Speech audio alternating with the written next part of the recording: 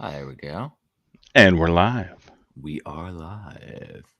Let me click the edit button and see if it lets me edit. Do do do do. The fun stuff we got to do to add a thumbnail. Mhm. It lets Something me do cool. it. Yeah. And then it also lets me do categories. And is it made for kids? No, we are not made for kids at Definitely all. not. Big kids. Big kids. Save. That way, we immediately let's see if it works. There we go. All right. Awesome. Sweet. Yeah, man. It's been a wild week though. Before we start with the bullshit. Um, fucking crazy, man. I Like, can't say the same. I've just been struggling to motivate myself to keep writing manuals. And well, yeah, I have been struggling to stay awake after dinner. that's not good. Because like I'm because running both Hagen's Alley and then doing creative for premium, Mm, I have lots of due outs with emails and business stuff, and I was away for a week after the convention. And so every morning I've been doing like I got to get Tristan's books ready and then getting QAQC and doing all the things. And so I've been doing it before work because like I get home, like we're catching up on watching Survivor or X-Men 97, and then uh, I'm like this like within like 15 minutes after the episode. I'm like, because usually I'm working on stuff like after shows or whatever. hmm And so it's been even last night, I was like, I woke up with a crick in my neck because I fell asleep on our chair, like downstairs. And just all contorted. well, I'm like calling it like jet lag from the flight Hmm because like it's only it's a 3 hour difference between California and Hawaii, but it's like 3 hours later. So like it just feels like Yeah. 8 p.m. feeling like 11 a week later. It should be only a couple days to adjust. Like what the hell? And I'm still waking up normally my normal morning time, doing my running and my yoga and all that stuff. I do all that. Like it's not a hmm problem. So freaking crazy. Shall we start the episode? Sure. All right. Let's see, what is it about? We'll wait for a couple seconds and then it should be around the 3 minute mark. So let's get it quiet. Welcome to episode 138 of Video Game Bullshit. The post convention episode from Game On. hmm Like, crazy stuff. Crazy stuff. Oh man. It's been a wild couple weeks. In between we had the panel go live up on the podcast. It didn't go on YouTube here, but did go up on the podcast with the panel that we did from Game On. But figure we go over like some crazy shenanigans over the last couple weeks. And no, I have not even started Final Fantasy VII yet. It's No. okay. I've completely stalled on the game too, so I have not played since we did our last podcast. I haven't even installed it. Like I haven't opened the game. I mean, but let's be real. Like we went to Game On Expo, which was Yeah. like almost a couple days after we recorded 137. hmm We were there for until Monday morning. I Yeah. went to Disney with the family and Yeah. didn't Like get back till immediately. immediately a full week, and then Sunday got back, and I've been falling asleep on my couch every night. Like I haven't even, and I've been working the whole week until today. I'm off on a Friday, so we get to for spring day, and so we get Yeah. to get to record early, which is nice. I also wanted to make sure we recorded this week because next week you're going to another convention. I'm going to Midwest Gaming Classic. And I'm very sad that I can't be there because I've been there for the last 15 years, and this will be the first time.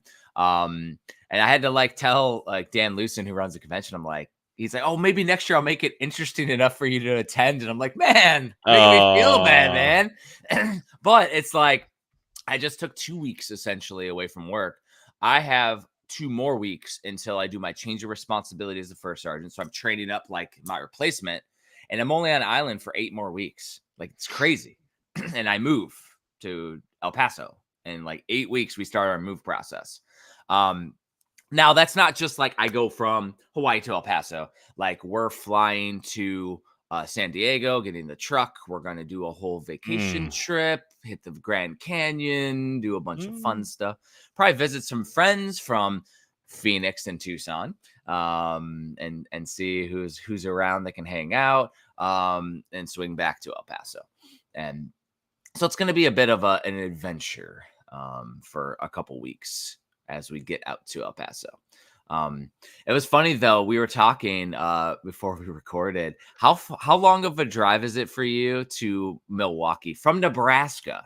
From Omaha, it's 7 hours, and I mean 7.5 roughly hours. Yeah, and I was telling you, like, for me to go from El Paso to Dallas, Texas, El Paso, Texas to Dallas, Texas is 10.5 hours. Yeah, which is just gross. And that's like one of the hubs where they want to ship my truck to. And I'm like, no, we'll go to San Diego because that's actually faster. That's like nuts. That's less hours. So I thought that was ridiculous. But yeah, it's been a week. Still haven't played Final Fantasy. We do have a new game that we'll play because I got some demo. I got some codes for a demo. And so that'll be a cool one. It's called The Prisoning. So if anybody is looking on Steam, it's called The Prisoning. It's released by Elden Pixels. Elden Pixels is the digital publisher of Cathedral, which Premium Edition Games signed. So if this game's cool as hell, you never know. We might sign it as a premium. But I figure this episode we'll talk crazy crap about conventions, crazy crap about collecting. Somebody collected a little bit more than somebody else. But we'll talk that. And then like what happened after the convention, all the stuff, and the Premium Edition Games Direct. Yeah. Direct. Oh, we got a lot to talk about. Got a lot to talk about here. We never did get around to, because we had a plan. We had a plan, Tristan, for Game On, where day one, we're going to get together, which is day 2 for me, but we're going to get together. We're going to record. We were going to record, and we were going to rack and stack all the Premium Edition games, announced games, and do a tiers list. We will do that, but this episode's too packed to do that today. We got too much stuff. But we will do the tiers list. Maybe we'll bring somebody on from Premium as a guest and do it with them live too. And we'll share my screen and I'll move the stuff around. I think the issue is that I didn't bring my microphone. I didn't have my microphone. So well, there were 2 issues. We didn't have a microphone. And then we got out late, it was like 1 a.m. I think that first night. Conventions, man. I know, yeah, exactly. And that wasn't the first night. That was the second. Yeah. Well, your second night, yeah. Yeah. So I guess we could start from day 1. So I came out to Game On Wednesday. And Wednesday, Scott and I, Scott's our Premium Edition Games convention dude. He goes to all the conventions for Premium and sets up tables and stuff. And Scott's originally from Phoenix. So both of us were getting in Wednesday. Initially, I was going to stay with Gamester 81, John Lester, and we were going to hang out and everything. But he was so busy. I didn't want to I can only imagine. Yeah, I didn't want to inconvenience him because I realized he wouldn't even be able to pick me up at the airport. Like, he was busy as hell. Well, and if he had hair, it'd be on fire, Yeah, dude's bald. But yeah. So I just talked to Scott, and I'm like, well, his flight's getting in an hour after me. So I flew on the 6-hour flight from Hawaii to Phoenix, direct flight, and then I got in and I basically had my laptop with me, realized I didn't have my microphone, but had my laptop and I was working on the complete Genesis book and I was writing Genesis reviews is what I was doing. So people ask me all the time, how do you balance family and work and hobbies? It's like, well, whenever I have a little bit of time, I work on some stuff. So waited around. Scott got in. We had to wait for his wife and daughter who flew on a separate flight, which was wild. They didn't even Scott was like on a 10-hour delay in LA. His wife and daughter didn't. So it was like Odd. It was interesting, but they all got in. And then we took an Uber to Scott's Airbnb, which was about a half a mile to 3/4 of a mile away from the convention center. And we ended up getting in pretty late. So we hung out, but I did a Uber Eats, but you can order liquor on Oh, Uber no kid. Eats. I was wondering how you Yeah. guys got that stuff. Like, Yeah. you got So a liquor store or something? it was hilarious. So I was sitting there and I just like typed it in. I'm like, oh, this place is on here. So I looked it up and like there was a bottle of tequila. It's like Don Julio, expensive as hell usually. It was half the price as it is here on island. I'm like, oh crap. So I went, got that, got some mix, got some limes. And it was funny though. Apparently I spent too much money than they're used to because they give us another free bottle of like margarita with tequila in it. I was like, Okay. so, but Scott and I made this. I let Scott make the drinks, which is never let an old retired or out of the army guy, like, because he's a former army guy, didn't retire, but former army guy mix drinks because he did this strong ass thing with like this with the Don Julio. Heavy-handed. Yeah. And they had this really fancy blender over there at the Airbnb. So like we threw in all the ice because a previous person that had it had a big old bag of ice, and we made these blended margaritas. The mix we got was a desert pear, so it was very sweet. It was delicious. But yeah, him and I, we were just drinking. We were watching, I think, Tosh.0, old ones. From like Man, I haven't even heard of that show in a long time. It was old shows. We were just doing that. We were hanging out, just shooting the shit. It was fun. One thing to note is that we talk about this, but we go to these gaming conventions. I don't think we ever play video games at these gaming conventions. I think we all hang out, we tell stories, we have a good time. Yeah. I don't think I traditionally ever play video games at a gaming convention, because it's like, why do we go to gaming conventions? For you and I, we're there as, to do a panel, we have books to sell, and all that stuff, which is cool. And then there's also like, there's a lot of people that we know. So we catch up with friends and it's a good time. Yeah, and I'm catching up to everyone seems to know who Jeff Wittenhagen is. No one knows who Tristan Ibarra is, but I'm trying to remedy that by getting my face out there a little bit more. But if you don't mind me spilling a little tea, no, I don't care. It's completely okay. But I am an extrovert. Tristan is not an extrovert. I am not at all. No. So there are some nights where Tristan's like, hey man, I'm gonna go power down. And I'm like, yeah, I've had enough. I'm at my limit. And I'm like, damn, because there's gonna be another story about day one for you. That I was like, damn, that's gonna cost some money. But outside of that, I was like, I get it. I was like, damn. So what I'm alluding to is that Tristan and I, not knowing anything about the area, he got a VRBO. Yeah. Morning of, before Tristan got in, Scott's wife is with us, Katie. She's like, you guys are staying in Gilbert? That's far as hell. It was 30 miles away. And I was like, what? Like, we had no idea. And so that's why, like, Tristan powered down. I'm like, cool, I get it. But I was like, damn, a 30-mile Uber by myself when I'm half in the bag drunk. I'm like, great.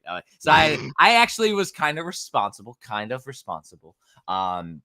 Which actually was smart because having a hangover at conventions is horrible if you drink too much. You can ask one of the old artists, authors, 8-Bit Steve, how it is to go half in the bag at a convention on day one. He tried to keep up with Jay from the Game Chasers one time and was trying to impress the creator of Echo the Dolphin at Southeast Game Exchange. And the next day he was like miserable at the booth. He was like, I gotta go. Like, I was like, he wasn't at the convention. He wasn't able to sit there. Like, he went way too hard.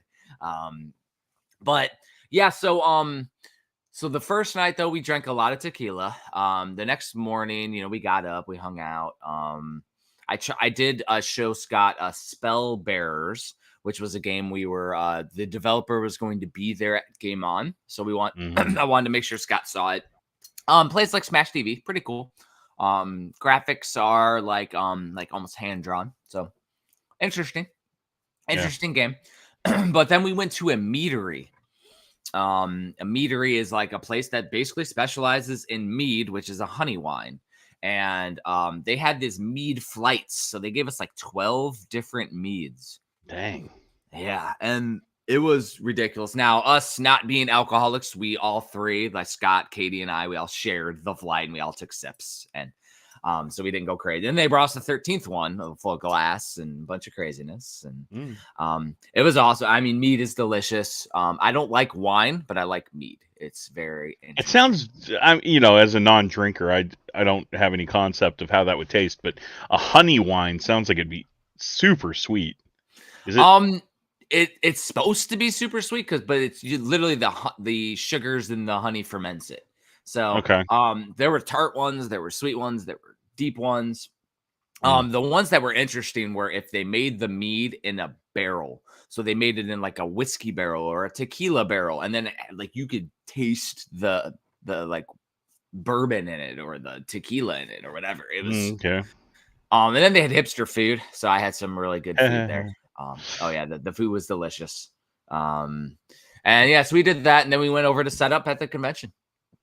Actually, no, I think we linked up with you. That's exactly. what it was. I waited, and you showed up. Scott was getting antsy; he had to leave. I'm like, okay, because he was basically we shipped all the books and the games to our buddy Justin, who lives out in Phoenix, who goes to convention stuff. He had a really cool Japanese setup at Game On, like where he had this pergola and all this cool stuff. Justin's really cool dude. But he wanted to go and support him, and Justin was waiting in a giant line. I'm like, okay, Scott, if you can't wait like 15 minutes for us, like Tristan literally needs to like decompress for a second and put his stuff down. Like that's all. Yeah, and gather the stuff that we're taking to the convention. Correct. That's all we need to do. But I was like, all right, dude. Yeah. So Scott left, and we hung out, got all the stuff decompressed, and we went over to the convention and set up. And we haven't seen each other in a year. It was Midwest Gaming Classic last year.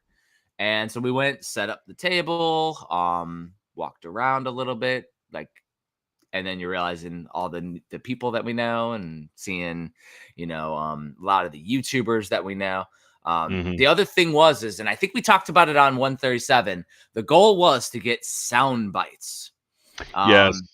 And if you listened to our panel, I put them all back to back because I got a ton of them. Got sound bites from John Riggs, John Hancock, Radical Reggie, Nintendo, Steve DeLuca, which is our goofy foot dude. He was there supporting the World Championships. He was hilarious because he's like, dude, I'm wasted. Like, I can't record. I'm like, no, just do it, man. So I did, and he did good. He did real good. He had the funniest one out of all of them. And I also got a soundbite from Stephen Ogg, who played Trevor in Grand Theft Auto 5. That's awesome. Which was cool. So whenever I went and met David Hayter, I had, every intention of getting a soundbite from him too, like paying for it. And I completely chickened out. Like I was so starstruck, man. Like, it's all good. I was just trying to keep it together. Yeah, that's the one thing though, is that eventually, I don't know if I'm just immune to it or I just I don't think I've ever been like starstruck with people. I just go talk to them and shoot the shit with them. That's I was a complete human being with him, but I mean, like on the inside, I'm like, holy shit, this is Solid Snake. Like, yeah, this is so fucking cool. Yeah, it's like, well, and the other one that I did get was finally got a soundbite from Carlos Pacina, who is Raiden. So, which is cool as hell. But Carlos is awesome. Him and Dan Pacina, Danny, old Scorpion, Johnny Cage.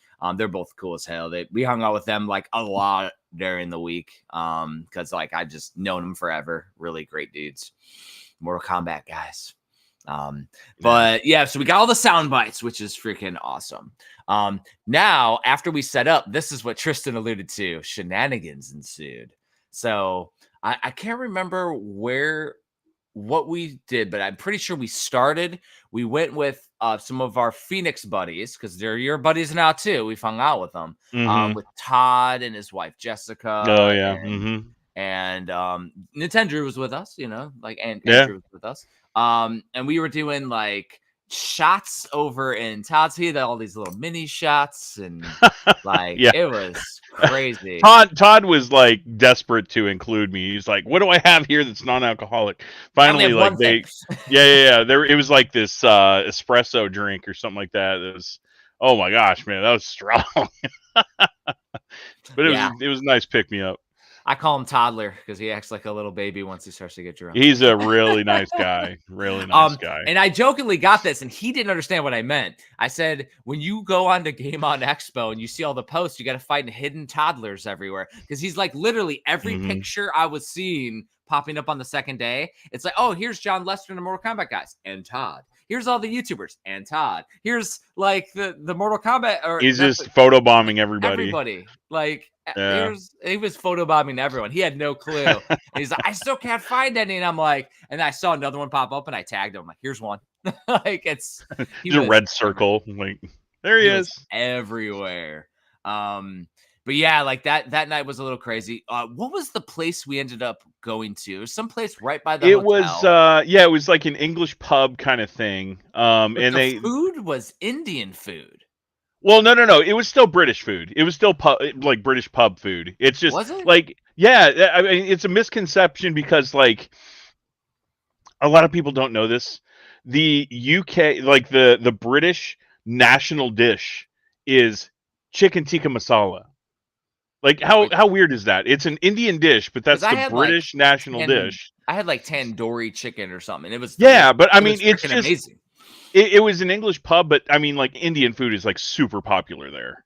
Yeah, that's why it was Indian food. There was a lot of it. Awesome. The food, like amazing. I think Nintendo had like a Scotch egg, which is very British. But I mean, like I was telling him, like I've tried a Scotch egg over there, not the same. Well, not the same. And we had Drew and I both got a mezcal. Which is a fancy tequila. It's like a different, it has a smoky taste to it, but like I like my mezcals. It reminds me of doing like Scotch tastings, like the tequila version of Scotch tasting. And after we had finished all that, I don't remember the Uber drive home. Yeah, you were asleep most of it. I figured because we had to at first. Did we walk or did we take an Uber to Scott's place? We took an Uber back to Scott's place. Did we? Yeah, we did. and then we had to gather my luggage because we left it at Scott's place, and then we took my luggage into another Uber and took it to Gilbert, where you were asleep most of the time. But I mean, honestly, like Gilbert was far away from the convention center, but that's a really it's a short drive. I mean, because it's like on one highway. Yeah. And then you're there. So it wasn't bad. And dude, the place that we ended up getting, we got a VRBO. It was so nice. It was amazing. It was so nice. It had like all these amenities that we never even used. There was a pool. There was this like really nice outdoors place. To be honest, though, my Hawaiian blood, I was cold as shit all week. Yeah. Like it was cold. And I was warm because I was coming from like, it had snowed like earlier in the week in Nebraska. Yeah. So, going from Nebraska to Phoenix, it was complete opposite for me. Yeah. But yeah, no, they had so many nice amenities. Like, I mean, there's a gas fire pit that we didn't use, and like just all sorts of stuff. It had everything you needed. Yeah. Well, and I mean, the thing is because it was so far out, even if we wanted to like congregate there, which is bad form at a VRBO because you don't want to have parties at a VRBO. No, but we're all old, so we would all just sat around and talked. But but like being 30 miles away, there's no way we would all done that.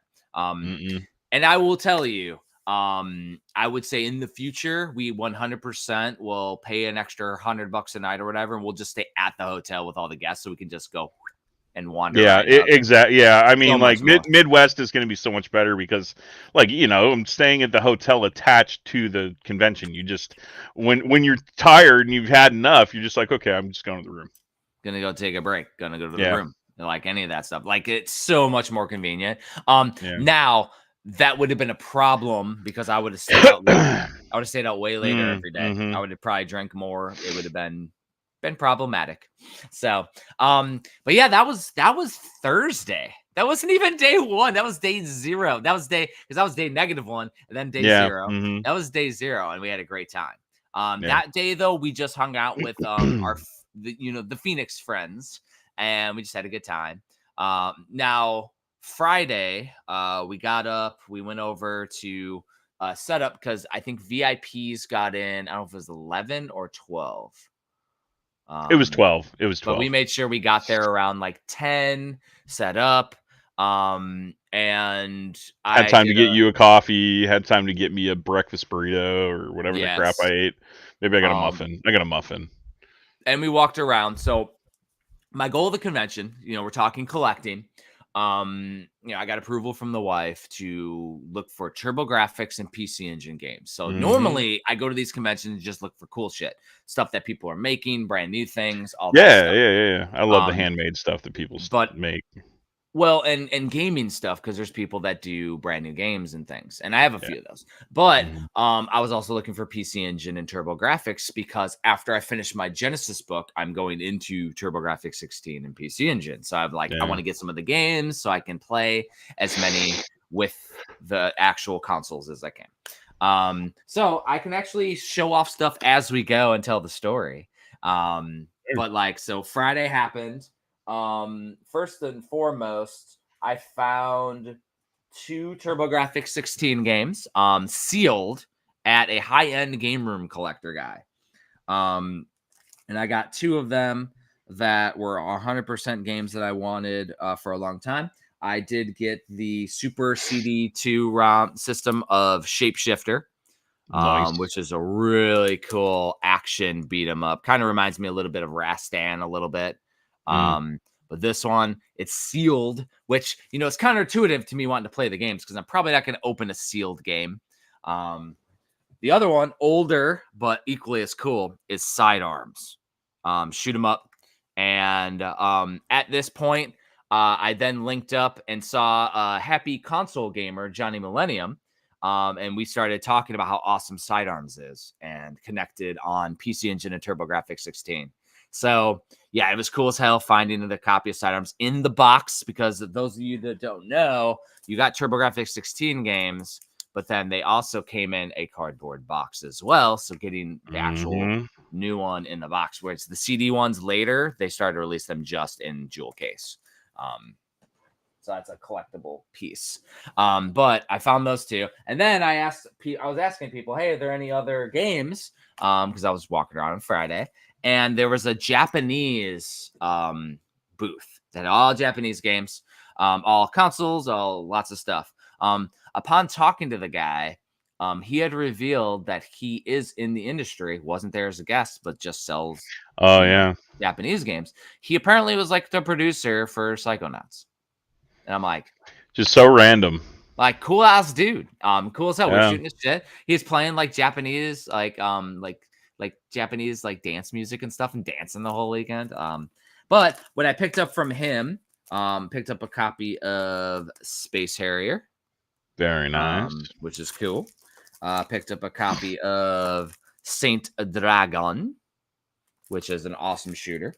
And a game called Outlive, which is a shooter that I had not heard of. So I've never heard of that either. So got 3 really cool Hue card. Hue card. I call him Hue card. Some people call Hue card. Yeah. Hue card. But found these all day one. Like this one was like $20. Like Space Air is like $20. Like super cool to find games for a decent deal. That was all I found at the convention that I pulled the trigger on for PC Engine stuff, but it was super awesome. And that's a really cool start. I don't have any of those as well. The one thing I don't know though is that now that I have all of Kyle's collection, I have PC Engine shooters. I have TurboGrafx 16 shooters. But you just don't know what you have. I just don't know what because I didn't have time to catalog everything when we were packaging up his entire house and everything.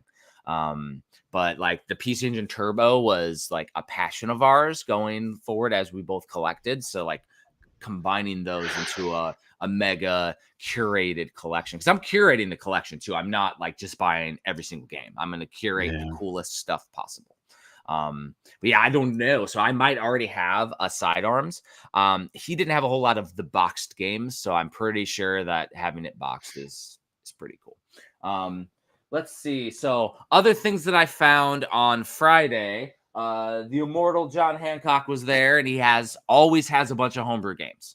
One thing I thought was cool as hell is that he had a Super Nintendo port of his Block'em and Sock'em game. So I picked up the Super Nintendo version from Block'em and Sock'em. Second Dimension did this. Second Dimension used to be Airwalk Studios. They did the Fix It Felix game for the Genesis. But pretty cool. And then he also had a demo cart there. So he had this for like $10, $20, whatever. I was like, okay, I want to support you. So yeah, that's cool. He had a bunch of other ports too, but like Super Nintendo homebrew is very few and far between. So I did go by John Hancock's booth, and I noticed that he had a whole bunch of games, but typically he doesn't have them in box. Was this the first time he had those boxes out and for sale?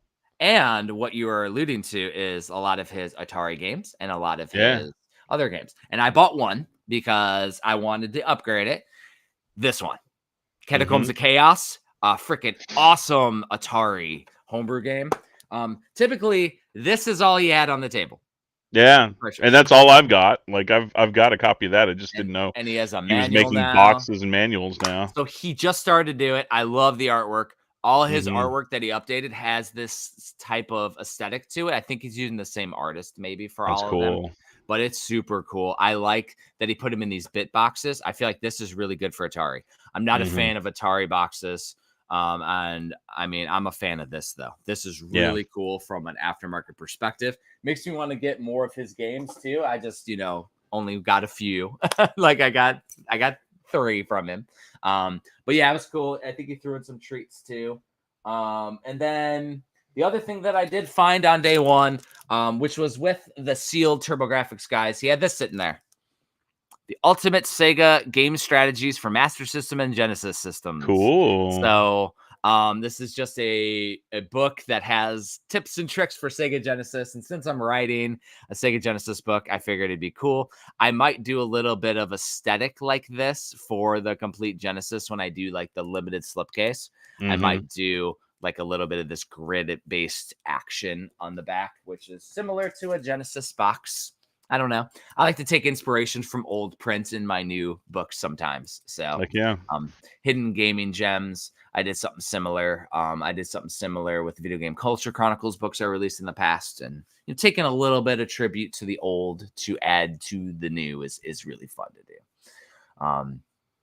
And so day one, then like doors opened. I broke away and did some of this while the game was open, but the doors opened, sold some books, some games. It was very slow though, because it was pouring rain and security was being a pain in the butt for poor convention goers. And we linked up with a lot of people, a lot of the, YouTubers. That was when that's when I got the sound bites for some of the people, but, linking up with Riggs and Hancock and, all the classic YouTube peoples. Which was really, really cool. And then Friday night, let's see. So I know you took a siesta. And then I went and linked up with the Mortal Kombat guys. So essentially, Carlos Pacina, Daniel Pacina, Tim Kitzrow, who hangs out with them too, Midway guys, essentially. That dude's hilarious. And Paul Niemeyer, our Mortal Kombat artist buddy, who's done some stuff for Premium. And we decided we went to the hotel lobby, which is why we should stay in the hotel. It'll be super easy. Hotel lobby, we all hung out, had a mead at the beginning, which was cool. And then moved to a wood-fired pizza place, which we did, allude to Sunday night as well. Wood-fired pizza place. And so Carlos and I both got gluten-free, like a cauliflower crust pepperoni pizza. It was freaking amazing. They had really good these chicken wings with habaneros. That stuff was awesome. Ironically, we walked in there and Tendru and Riggs were already there eating at a different table. We're like, hey, what's up? Because we have a whole group chat that we started on Facebook, and we were seeing where everybody was, and they said, oh yeah, we're going to get pizza or something. I'm like, oh cool. And we didn't know where, and we ended up being at the same place. Lo and behold. Freaking cool. which is freaking cool. I think I had margaritas there, which were really good. And then also like with us was also Derek. Derek is usually with Whatnot and doing Whatnot streams and giveaways and stuff. So he is like hanging out with the Mortal Kombat guys, like helping them out and stuff. So he's a really good dude though. But he was with us too the whole night. And so yeah, we did that. Then we went back to the hotel lobby, hanging out. Got to have a couple drinks with Grant Kirkhope and David Wise, and you know, a lot of the guys that did the music and development of a lot of the Rare games from back in the day, like Rareware team, Donkey Kong Country 64, freaking Killer Instinct. Yeah, like stuff was wild. And so I had a drink with them, hung out, and then we all moved outside near the fire. And John Lester came out, tired as hell, had a drink with us, and hanging out with his wife too, which is really fun to do. And I then Ubered and made it back unscathed. I think that was the night where the story of the Uber driver is like, you know, it was this guy with like this handicapped guy or whatever, but he's like had this mail order bride from Africa that he's marrying, and it sounded completely like he was being catfished. And I'm like, oh no. And like if this was, you know, like a Tristan who I know, I'd have been like, listen, brother, like run away. But I don't know this guy, so I just let him tell his story and went back, and it was wild. That was Friday though, man. What did you end up doing Friday after you went back? You just chill out, or? Oh well, I wasn't really hungry until I got home. So like I had a couple of recommendations from people, and one of so I'm like scrolling through Grubhub is who I use, not Uber Eats, and I come across one of the recommendations, Filiberto's, which is yeah, exactly. So big effing burritos, huge burrito, man. Yeah, so I got a burrito from that. I can't remember like what it was, but I got it like enchilada style, and then I got a breakfast burrito for the next day because I knew I'd be hungry eventually, and that thing was just like the size of a baby arm. They're huge. So yeah, I did not go to sleep hungry. And yeah, Filiberto's lived up to the expectations that everyone gave me, because I think I had like 3 different people like recommend that place to me. Well, and on Friday, did you do any shenanigans during the convention? Because your David Hayter store, was that Saturday or Friday? That was Saturday. Friday, I spent a lot of time at the booth. I didn't really walk around too much because I like tried to put horse blinders on. I don't want to spend money right now at these conventions. I might spend a little money at the Midwest Gaming Classic if like I find the right thing, but I'm not looking for anything right now. Not looking to spend money. And I do have a request for Tristan to find me, because there's convention exclusive stuff, so I'd like to get all of those. Now I did tell you though, I want all the convention exclusives from Midwest, but last year there was a F ton. There were like freaking 8 or 10 or something like that. So if they have like that many, picture please, but like I would like to at least get ours, plus because he does these awesome coins and stuff, so I'd like all those. And then, I'll send you a menu and you can tell me what you want. Yeah, and then I'll just PayPal you. And then also they're doing the Bite Off 4, and there should be a bunch of NES homebrew developers, so if they have games, I would that'd be cool. Games. I love that. I would like to get some of their games. Like John V will be there. Oratorio. He may have his newest game that he's doing with a cartridge or something. I would like to get it. But I can't be there. So if it doesn't happen, I won't be heartbroken. But like I would like to.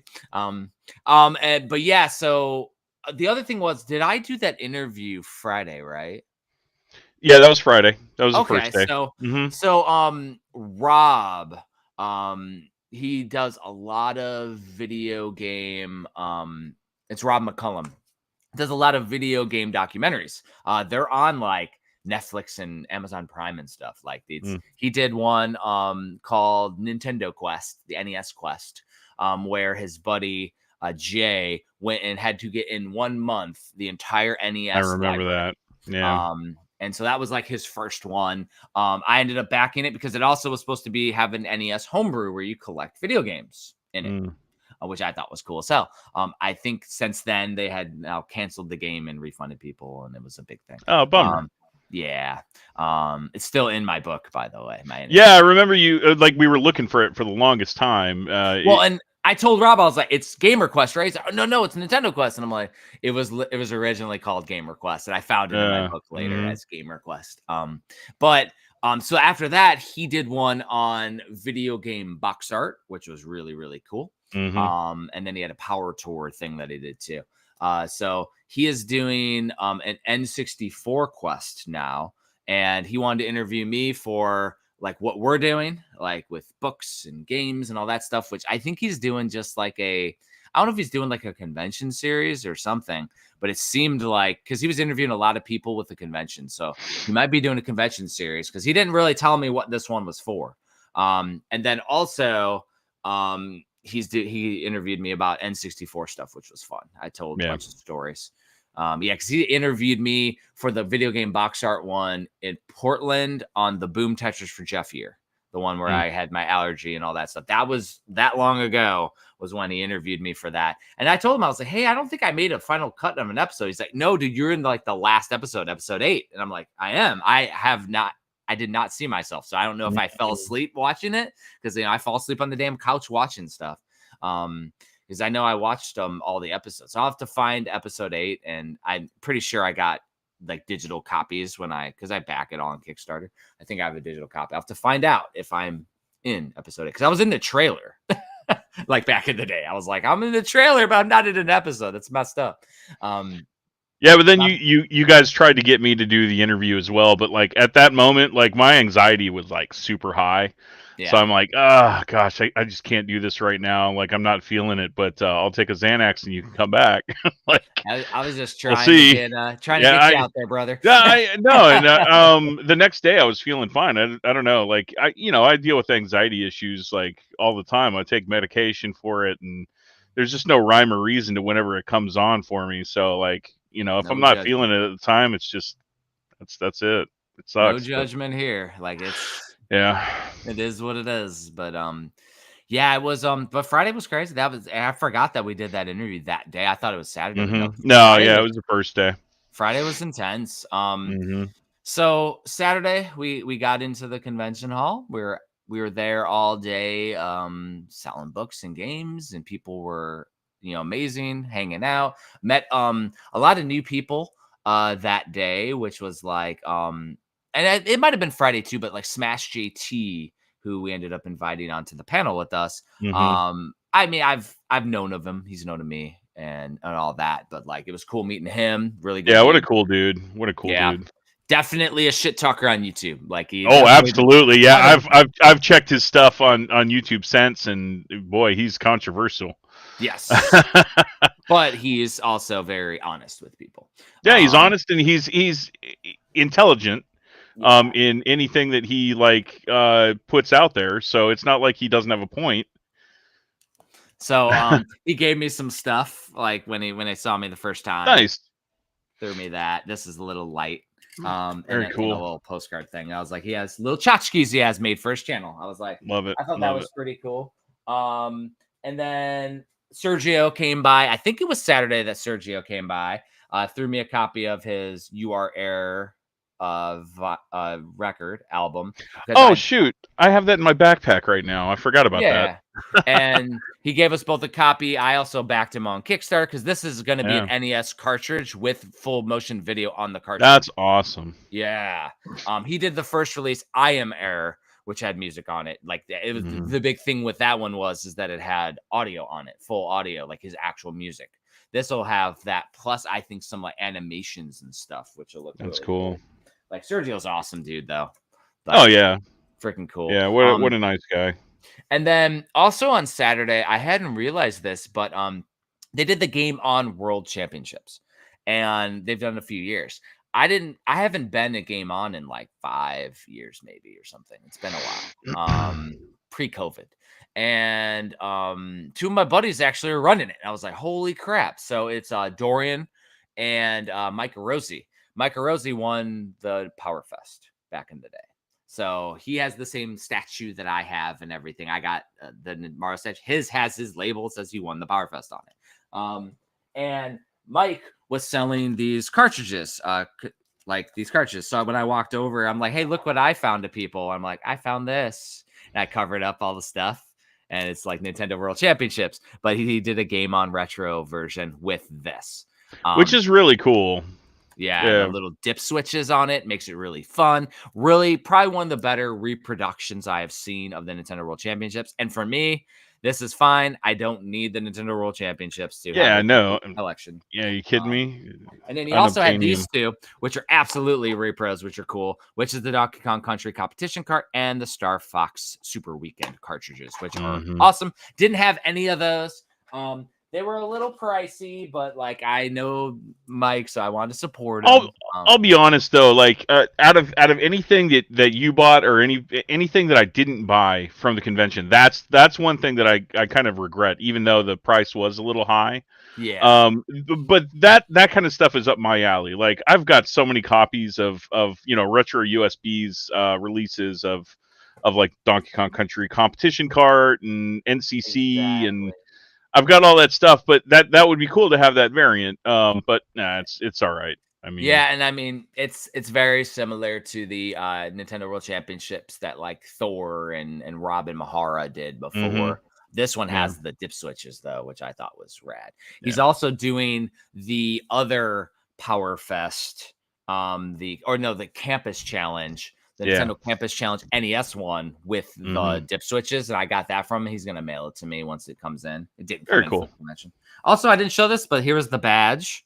Nice. Now, ironically, this was the guest badge. Tristan didn't want one. I was like, I go get you a guest badge. You're doing a panel. I'm good. Yeah, so he took the vendor one. But there was also not only the guest badge, but there was a special guest badge. So we didn't have the premium badge, which was pretty funny. That went to like the voice actors and those special people. And people that, made video games and stuff.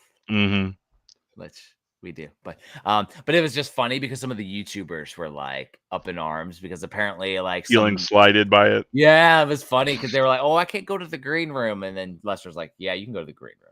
Like, because they had like a little spot where you could go decompress away from the people, which is something that you may have needed to do a couple times. But yeah, they had food up there and stuff. But like, it was funny though. Some of the YouTubers were upset, and I was like, I don't care. Like, it doesn't bother me none. I love that you showed us the secret lunch spot. That was Sunday though, wasn't it? That was the last day. Yeah. It was like behind a curtain. Behind a curtain, you like walk back there. There's just these like tables, and that's where like all the VIPs go and like eat their lunch. I'm like, oh hey, there's the voice of Goku. Hey, there's the voice of Princess Zelda. Hey, what's going on here? Okay, that's where they went. I was just hanging out eating. I was like, I just wanted somewhere quiet to eat because we got some food and like all the tables were taken. Oh no, come on, Tristan, come on. What'd you get? I got chicken tendies. You got what? I know the first day I got those little garbage fries or whatever they were. I don't remember what I got second. Maybe nachos, probably, or something. Yeah, probably nachos. Like there wasn't too much gluten-free stuff there, but it was fine. Like I don't know, but yeah, that was freaking cool. Also met this guy, the $1 Million Man, Ted DiBiase. Ted DiBiase. Which is really cool. This was what I called my Kyle find. I always try to find one thing that Kyle would have done. He would have 100% went to Mr. Sheepdog himself, Ted DiBiase, and got a signature. Now, I did ask him to do a soundbite. He's like, "Oh no, I don't do that." That's what he told me. I was like, "All right, man." Like, is there like a certain amount you could have paid for him to like put you in the $1 Million Dream? I don't know. He seemed like he was very tired. Yeah, we saw him Sunday night, like at the hotel, and he was just off by himself, like doing his own thing. He's just very. He might also be antisocial or anxiety a little bit. Yeah, with big crowds and just turns it on for the ring when he was wrestling, and he's like, "All right, I need to decompress." It's too much for me. Like he might be like that. Looking down to see. So I got some stuff from Sarumaru. Which Sarumaru did artwork for my complete SNES pocket guide, which I didn't realize I didn't put his name in the back of the book. So I am going to fix that. I found a solution. Talking to Saru. But what I'm going to do is I am going to do what we talked about. I think we talked about in 137. It's called a kitting request for my books, which means I'm going to essentially get wrapping done for my books, my Super Nintendo books, because they're 630 pages. They're very heavy. Once I put the wrapping on it, it'll keep it more intact for when it ships, because sometimes when books get shipped, the binding comes loose because it's heavy. Well, Saru did the art. I think what I'm going to do is I'm going to do an actual variant, but in reality, one of those book sleeves that you put over them. And I'm going to put a book sleeve with his art on it and put his like signature on his name and everything, put him on the inside of the book sleeve. But I did buy a few things. I bought these little pixel heroes from him. One is a PC Engine guy, because he has little. Oh, I got one too, man. You showing this stuff off? I'm like, oh yeah, I completely forgot that I got this stuff. I still haven't. I know, but I still haven't unpacked like all my crap. Like, yeah, and that was 2 weeks ago. Yeah. I bought my daughter a penguin with a shotgun and a GameCube one, which those are with her. And then I found this one, which I thought was amazing, which is Richter and Maria. Yeah, that's badass. That is really badass. I was like, I 100% wanted that. Now on the other side, he was very pressury that he is going to do the cover for the complete TurboGrafx 16 and PC Engine, which awesome. I would love to have him do the art. And he's going to do a Tristan Ibarra art drawing for Video Game Bullshit, because we have the Kyle and I. We got to get a Tristan. So I'm so excited. He would absolutely do that, because then we could put our little faces like down here by the logo. That'd be cool as hell. I'm gonna start putting it integrated with VGBS, and I'll redo the logo. I'll send it over to him and be like, hey, can you redo the logo and put our little pictures with it? However he wants to Saru it up. But yeah, he's a really good dude. He also is the programmer for and art designer for FX Unit Yuki on not only PC Engine, but modern consoles and Switch and stuff. It's on Genesis. It's all over the place. It's really, really great action platformer.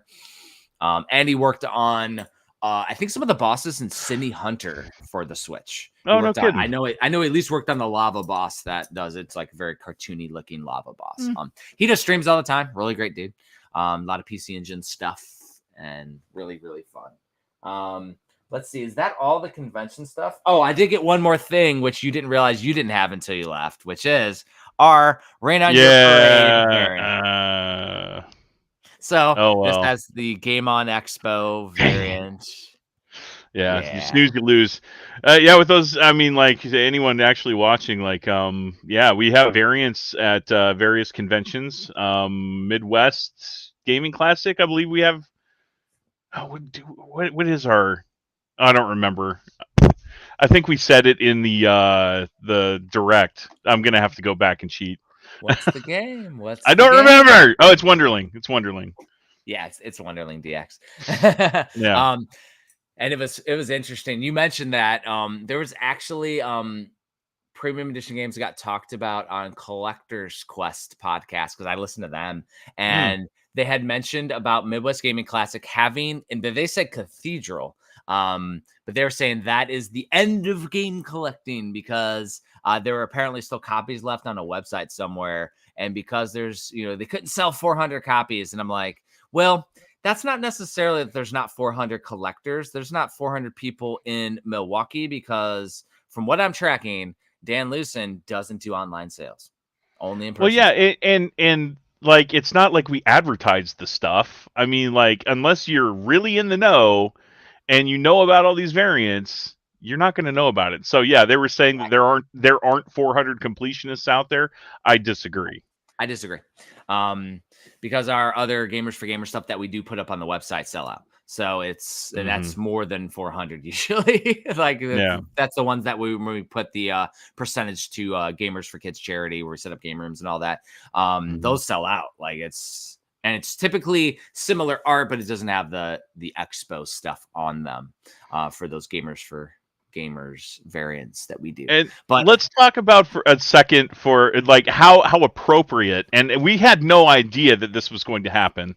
Like, okay, think about this. You're going to Phoenix.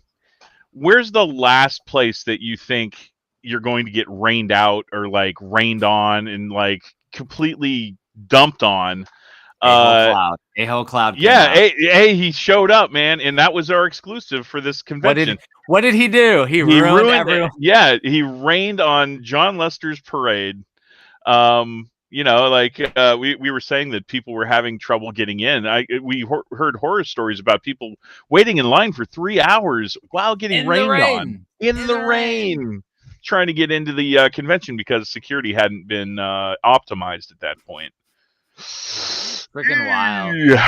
Wild. No, it was classic though. Like Rainier Parade is so very appropriate. Yes. His John's wife actually mentioned that. She's like, "It was a very appropriate game release that y'all did for us." I was like, I mean, yeah. And as far as I'm tracking, you know, going back to not being that many completionist collectors, I'm pretty sure John Lester sold out of all those copies, which is why Tristan can't even get one now. Yeah, exactly. I'm gonna have to look on eBay to get our own game. Yeah, well, whatever. Well, the thing is, when we're surprise to admission. When we have a convention do it, we like to support them because they're supporting the company, so it's the least we can do. Yeah, and we're not like, you know, grifting our own games from the stock, obviously. So like, we have to go there and buy our own copy. And keep in mind, like, we don't do the production side; we do the creative. So, Josh and Sheena are the ones that are doing all the convention exclusive stuff. So, they're the ones that have all that, not you and I. And you're in Nebraska, I'm in Hawaii. Like, we don't have an easy access to getting stuff, and nor are we asking for copies. No, we're not. No, yeah, like we said, we're here to support John Lester, these conventions, the developers in any way that we can. If that means putting up our own money to buy our own game, so be it. It's fine. Yeah. I think that is all the convention stuff outside of this, which you said I have to open live on the episode. Yeah, you got a gachapon. I got a gachapon, and this gachapon is interesting. It's called a cassette pouch. So I have no idea what this is anymore. Is it to hold your New Kids on the Block cassette? It's to hold my New Kids on the Block cassette. No, what this is though is it's a cassette pouch. It's a cartridge. So I was saying that hopefully it's not one of the baseball ones, but it's a Jalico cartridge. And if it is a baseball one, that'd be very appropriate because opening day was yesterday. And then I will have a Christmas item for Tristan. Yes. And you don't know this, but I actually snuck you into Oracle Park today. Look at this. Ooh. Nerd. Yes. Oh, and guess what? It is baseball. Yeah. So I don't know which one this is, but it is a red version of whatever baseball game this is. Because the options were Ninja Jarjarumukun, City Connection, Exirion, or two different versions of baseball. Two different versions of baseball? A black and a red cartridge. This is pretty cool, though. This is a little... That's really cool. Little change purse for your change, Tristan. This is going to be yours because it's baseball and you are the baseball. Why the heck didn't I do the gachapon stuff while I was there? Idiot. This was I hope they have it Midwest. Well, I didn't even see these because it was right across from Daniel Pacino, the Mortal Kombat guys. It was just sitting over there. They had a bunch of gachapons. And I looked over. I was chatting, I think, with Nerdy Nick or somebody at the end. And I'm like, what the hell is that? There's Famicom stuff. So I think it ended up being like $2 or $3 or something because you had to like pay a certain amount for coins. Yeah. So I did that. And then I got my daughter a Sanrio one, which she got like a little cinema roll, which she loved. So and I bought my daughter also 3 Legend of Zelda plushies, which was Link, Zelda, and Ganon, custom made Tears of the Kingdom ones, which were cool. Awesome. She loved those. So Saturday, let's go back to the convention now that we talked about all the crazy pickup stuff. Saturday. Well, I've got one pickup from the Saturday. From Saturday? Yeah, from Saturday. So I was amazed. Yeah, I was a man on a mission, and I had one goal going there, and that was to meet David Hayter and to get his autograph on my original copy of um, Metal Gear Solid. So oh yeah, so like I went over to his booth. He said that like there was a sign saying that he was going to be back at like 2 o'clock or something like that, 2 o'clock p.m. So I went over there about 15 minutes till and stood in line. I was like third in line or something like that, and he was about 40 minutes late to get to his booth to start signing signatures. So I was waiting there for about an hour in line. But it was worth it. Dude's awesome. He quoted himself and said, kept you waiting, huh? Like, which is a meme. And then I got his signature. Tristan, you're pretty good, Snake. Nice. Yeah. You got your David Hayter. Pretty happy, man. And then I got a signature for a couple friends of mine too, who are also Metal Gear Solid fans. Nice.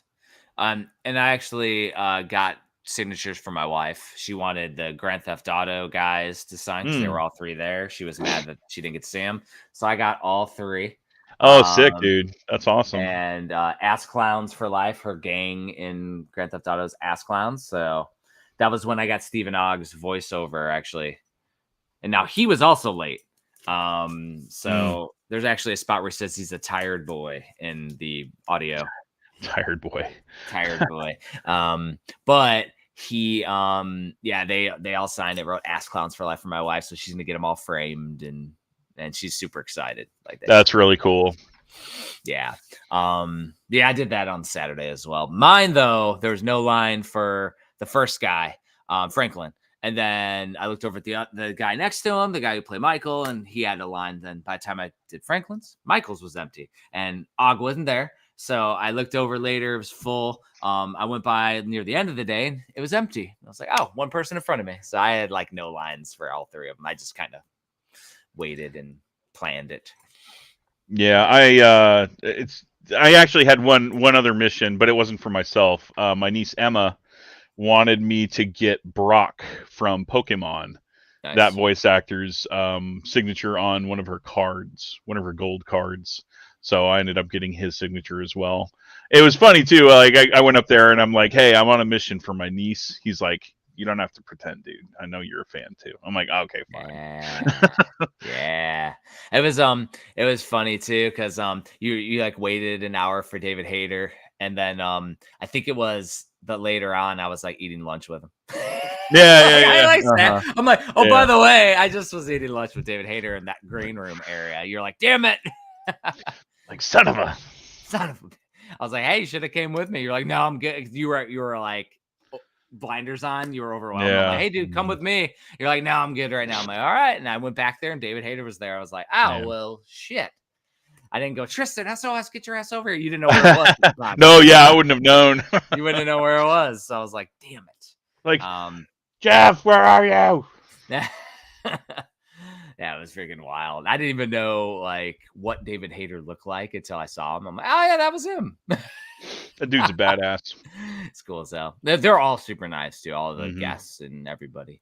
Let's see what. So then Saturday continued. I want to say I linked up with Smash AT up in the other green room with Reggie. But anyways, we went and after the convention, I went over, saw Wizard, Jared. Yeah. Which is cool as hell. That was after I think you dipped out.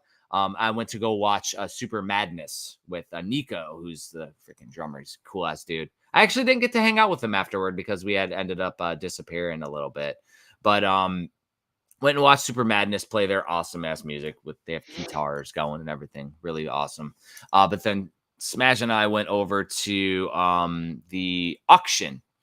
And at the auction was a bunch of people I hadn't seen in years, which were all the California guys, which is like Retro Liberty and all those guys. And so I went and hung out with Chris, who also runs Retro World Expo in Connecticut, and we all ended up going to another pizza joint after the auction. And the auction was, there wasn't anything at the auction I was interested in, really. They ended up getting, which is a very collector's based thing, Xbox One X in one of 2 and one of 6 consoles. So it No. was like an Incredibles 2 console and an Ant-Man console. And they looked cool as shit. But like from a collector's perspective, like there are like tons and tons, dozens, maybe hundreds Well, of yeah, these and Xbox consoles. yeah, and I mean for the Incredibles and for Ant-Man, like obviously Marvel or Disney or whomever reached out to Xbox at some point to do this like Yeah. collaboration, but you know, I view those as like not really official so much, you know, since there's like They don't I don't even come know. in a box. The box is a normal Yeah, Xbox Series Xbox with exactly, with the exactly. sticker on it. Hmm. Now from my perspective, where it's less interesting to me, it's not so much the officialness, because I feel like they're official. Where it's not cool is that those aren't really based off of a game. Yeah. It would be Well, like if we did yeah. it would be like if we did I don't know, a video game bullshit console, and it was official by it, but it's a VGBS one. That'd be cool for Hmm. fans of video game bullshit. It would Yeah. not be, but it would not be like an overall Xbox. It's the same thing. Like I like some of the variant consoles. Like I buy the Legend of Zelda Switch, which is cool. It's Legend of Zelda. Yeah. It's based off of a game released on the Switch. Hell yeah. Like I mean, that's super cool. Yeah. hmm. But like if they released, I don't know, if a console that was based off of Godzilla versus Kong, the new one. Yeah, it just feels weird There's no because like game on it. yeah, and I mean, cool that you did that promotion, but it doesn't really make too much sense. Yeah. Um, It does remind me of like the old Mountain Dew ones or stuff like that, where it's like a competition. And yeah. I'm also equally less interested in those too. Like I have no interest in those. But there was a Mountain Dew original Xbox Hmm. that was green and everything, Yeah, and I've that's got one on the shelf. yeah, and I'm not interested in those either. Like it's the Yeah. same. That's in the same route as an Incredibles 2 Xbox Series X. So you actually have one of the originals, but I feel like with the Xbox One, they scoped it a little bit too many. They did a little too many. Hmm. So makes it less interesting. Yeah, it's a slippery slope when it comes to those like special editions because I mean there's this there are websites dedicated to that stuff like consolevariations.com, consolecolors.com. They kind of track like all these extra things and yeah, you mentioned that I to me I like the idea of that Mountain Dew Xbox because it's Mountain Dew green.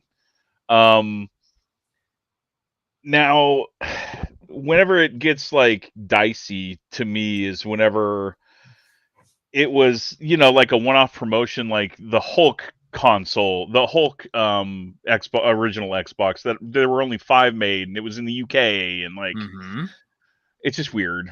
And I mean, that Incredibles one had this special color scheme and it looked really rad, really hipster. Mhm. The Ant-Man one had special color schemes. Like Xbox is doing that, and I'm not sure I'm super excited about collecting those.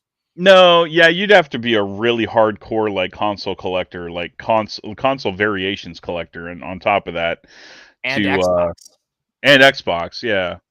Um And it's the Xbox One X, not the Xbox Series X, the Xbox One yeah, X, One X. which is the integral like the iteration, like it's the series. Like if you're doing Yeah, the the console generation, mid step. it's a mid-step console generation release too. So it's Mhm. like it's an awkward thing to collect. It's like and we might just be old. We might just not care. Well, and Like The Incredibles is such a weird franchise because like you're not going to find too many Incredibles fans. If it was like a Star Wars console or something like that resonates with people. the Xbox 360 R2D2. I lost you, Tristan.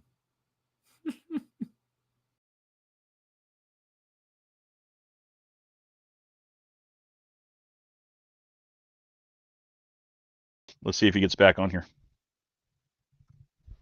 We lost Jeff, everyone. Let me see if I've been here we the can get him whole back. time. Oh, he's back. I've been here the whole Oh, really? time. Oh, it's so weird. Oh, it was a mess up on my end then. Yeah. Okay. I'm good. Yeah. But yeah, the R2D2 Xbox 360. Yeah. Mm-hmm. Yeah, that is a similar thing. That one's Star Wars, but I was never interested in the R2D2 one. If it was like Vader or something, maybe I'd be interested. But yeah, those were like the headliners of the auction, or those two consoles. Is that what you're saying? They were going for thousands of dollars. Wow. Yeah. There wasn't a whole lot though at that auction. So left the auction, went with the guys, went to a pizza place. And then I think it was Mort from Mort's Garage. He is a YouTube channel too. I didn't realize, but apparently Scott has been working with them to cover some premium games. So we were chatting. He's a cool dude, really good dude. Has a bit of a following on YouTube. Chatted with him too. We all had pizza, hung out. Pizza. It was in a bad area in Phoenix, but like kitchen, hostess, all straight up Italians, and the food was amazing. Food was really good. She brought us lots of shots and stuff too. Yeah. And then I just after dinner Ubered back to the place. Back to the room. And that was another night where I'm like, and I had planned on coming out because I had bailed the night before, but again, dude, my social battery was just I was done, bro. Well, and that was one of those where because you weren't there, I made the decision to go home, because if I would have went back to the hotel, the convention hotel, everybody was down there drinking. I would have, but then I may not have made it back like conscious. Sure. Because I had to be responsible. Yeah. Someone gotta like drag you out of their Uber and like just leave you on the ground. Pretty much. Like I was like, now I'm gonna be responsible and go back. But yeah, so and like my other thing was I didn't link up with the Mortal Kombat guys and all our YouTube friends and everything. And that was like, I hadn't seen the California guys forever. And then I met a bunch of other people that were with them that I didn't know, that were collectors out there and stuff from Cali. And they were all cool as hell. Also a guy who owns and runs a game store in Portland. That's a huge collector. Nice. It was cool hanging out with everybody. And those are like new people that I got to meet. And that's how like eventually say, oh, everybody like knows me around there. So I took the opportunity to get to know people. And exactly. Yeah, no. And that's whenever I talk to people about you, they're like, oh yeah, man, he goes out drinking with people all the time. So like he socializes with that's why you're known. Out. Yeah. You hang out. Because like I'm invited as a guest. I'm like, I don't do any content creation, even though we're currently on YouTube. We're doing it in a podcast, but like, well, yeah, like, but we're a different kind of content creator. We're book authors, and obviously we're doing this podcast and we're like making games. It's just not like the YouTuber, like big YouTuber content creator. And let's be honest, we do the podcast so we don't forget like all the stories. I will. This is for posterity, everyone. Whenever I get old and I can't remember things that I still can't remember like 5 seconds later, not even now, you all can remember me, or I can watch this back and be like, oh yeah, I did do that. Yeah, I remember that story. But that's it. Like we're not here to get 1 million subs on YouTube. We're here just to chronologize and have fun. Like that's what video game bullshit's all about. So it's always been about, man. So I've got 3 things on Saturday that are notable for me. I don't remember his name, and every single time I bring it up, like other people know who he is because he's got a following on YouTube. But apparently this guy who came up to our booth with some rarities. Was that Sunday or Saturday? I think it was Saturday. I feel like it was Saturday. I think it was Sunday. Was it Sunday? Okay. Well, maybe I'm getting my timeline mixed, but I'll go into it anyway. And I know who you're talking about. Yeah. Do you remember his name? Because I don't. Of course I know his name. Okay, I don't. Adam Korlick. Yes, Adam Korlick. Yeah, Adam's good dude. So he's got a following on YouTube, and apparently he takes. They're not even his. They're a friend of his, and he allows them to take him around to conventions to show to people. And it was hilarious because how it started, and I think it was Sunday, is that Tristan was talking to some, like a customer. He was talking to somebody about his book. I'm like, like, Tristan, he just finished up. But Tristan, you need to talk to this guy. He's like, oh, I need a minute. I'm like, Tristan, talk to Adam. And then he pulls out like the freaking like the Ark of Well, the no, Covenant. he's like, hey, do you want to see? Because like I'm like, oh, are you a console collector? Because we're standing in front of my console book. Yeah, And he's like, oh yeah, I'm a console collector. He's like, hey, I gave you no warning. It was great. No, I was blindsided. He's like, hey, do you want to see a Sega Pluto? I'm like, you mean like the one of two in the world Sega Pluto? Yes, of course I'd like to see one. He's like, okay, give me a sec. I didn't expect him to pull it out of his backpack. Like, what? That's why we got the look on your face that we took the picture on. It looks inappropriate. So it looks like I'm too much pleasure holding that thing. You did have too much pleasure holding. Yeah, I did. It was perfect. But yeah, to be able to hold there's only 2 Sega Plutos in the world. They were prototypes. They have a built-in hard drive, they have a built-in modem, and they're a US Sega Saturn.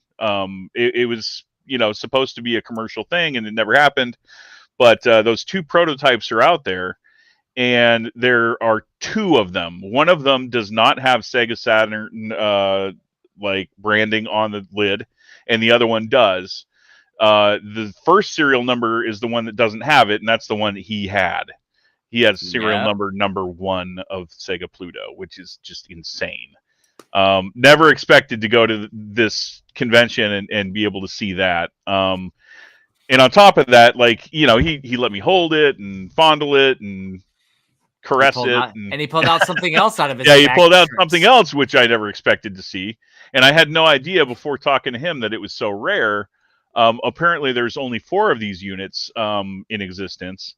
And everyone knows, a lot of people know this story, that the Atari Jaguar shell was repurposed for a dental office use in order to image teeth. So, like, it was a white shell, and it hung on the wall. On the sideways. Yeah, sideways on the wall. And there it sat. But, I mean, it looks like an Atari Jaguar, but it's not a video game system. But still, it's tangentially a video game system because it's an Atari Jaguar shell. So it's got some history there.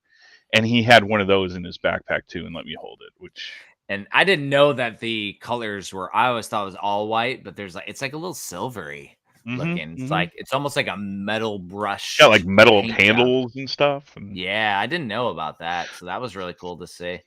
But yeah, I've known him forever too. He's been going to conventions, and I think one of the first ones I met him was, it's like 8-9 years ago, but it's New Jersey, like a video game con when it was in a little high school gymnasium, and he was there, and we were shooting the shit. And I always thought, like, I never even knew what he did online outside of just going around to places. He just goes to places. Like, he does stuff online too, though. He does a lot of cool stuff. But like, I was just like, I was just no Adam, I guess. That was a wild one. That's one story, Tristan. That was cool. Well, the other one I haven't talked to you about. I was a little. I left the convention a little bummed that night because all day long I sold one book that day, but all day long I was just getting dry humped left and right. Like, have you ever heard of that term in baseball? So if a pitcher comes in and warms up and then doesn't end up going into the game, it's called getting dry humped. So, like, yeah, exactly. So Tristan was getting humped all weekend. Yes, I was. Well, my equivalent is like people come up and look at my book. They're like, "Oh my gosh, this is awesome." I'm like, "Yes, I've got to."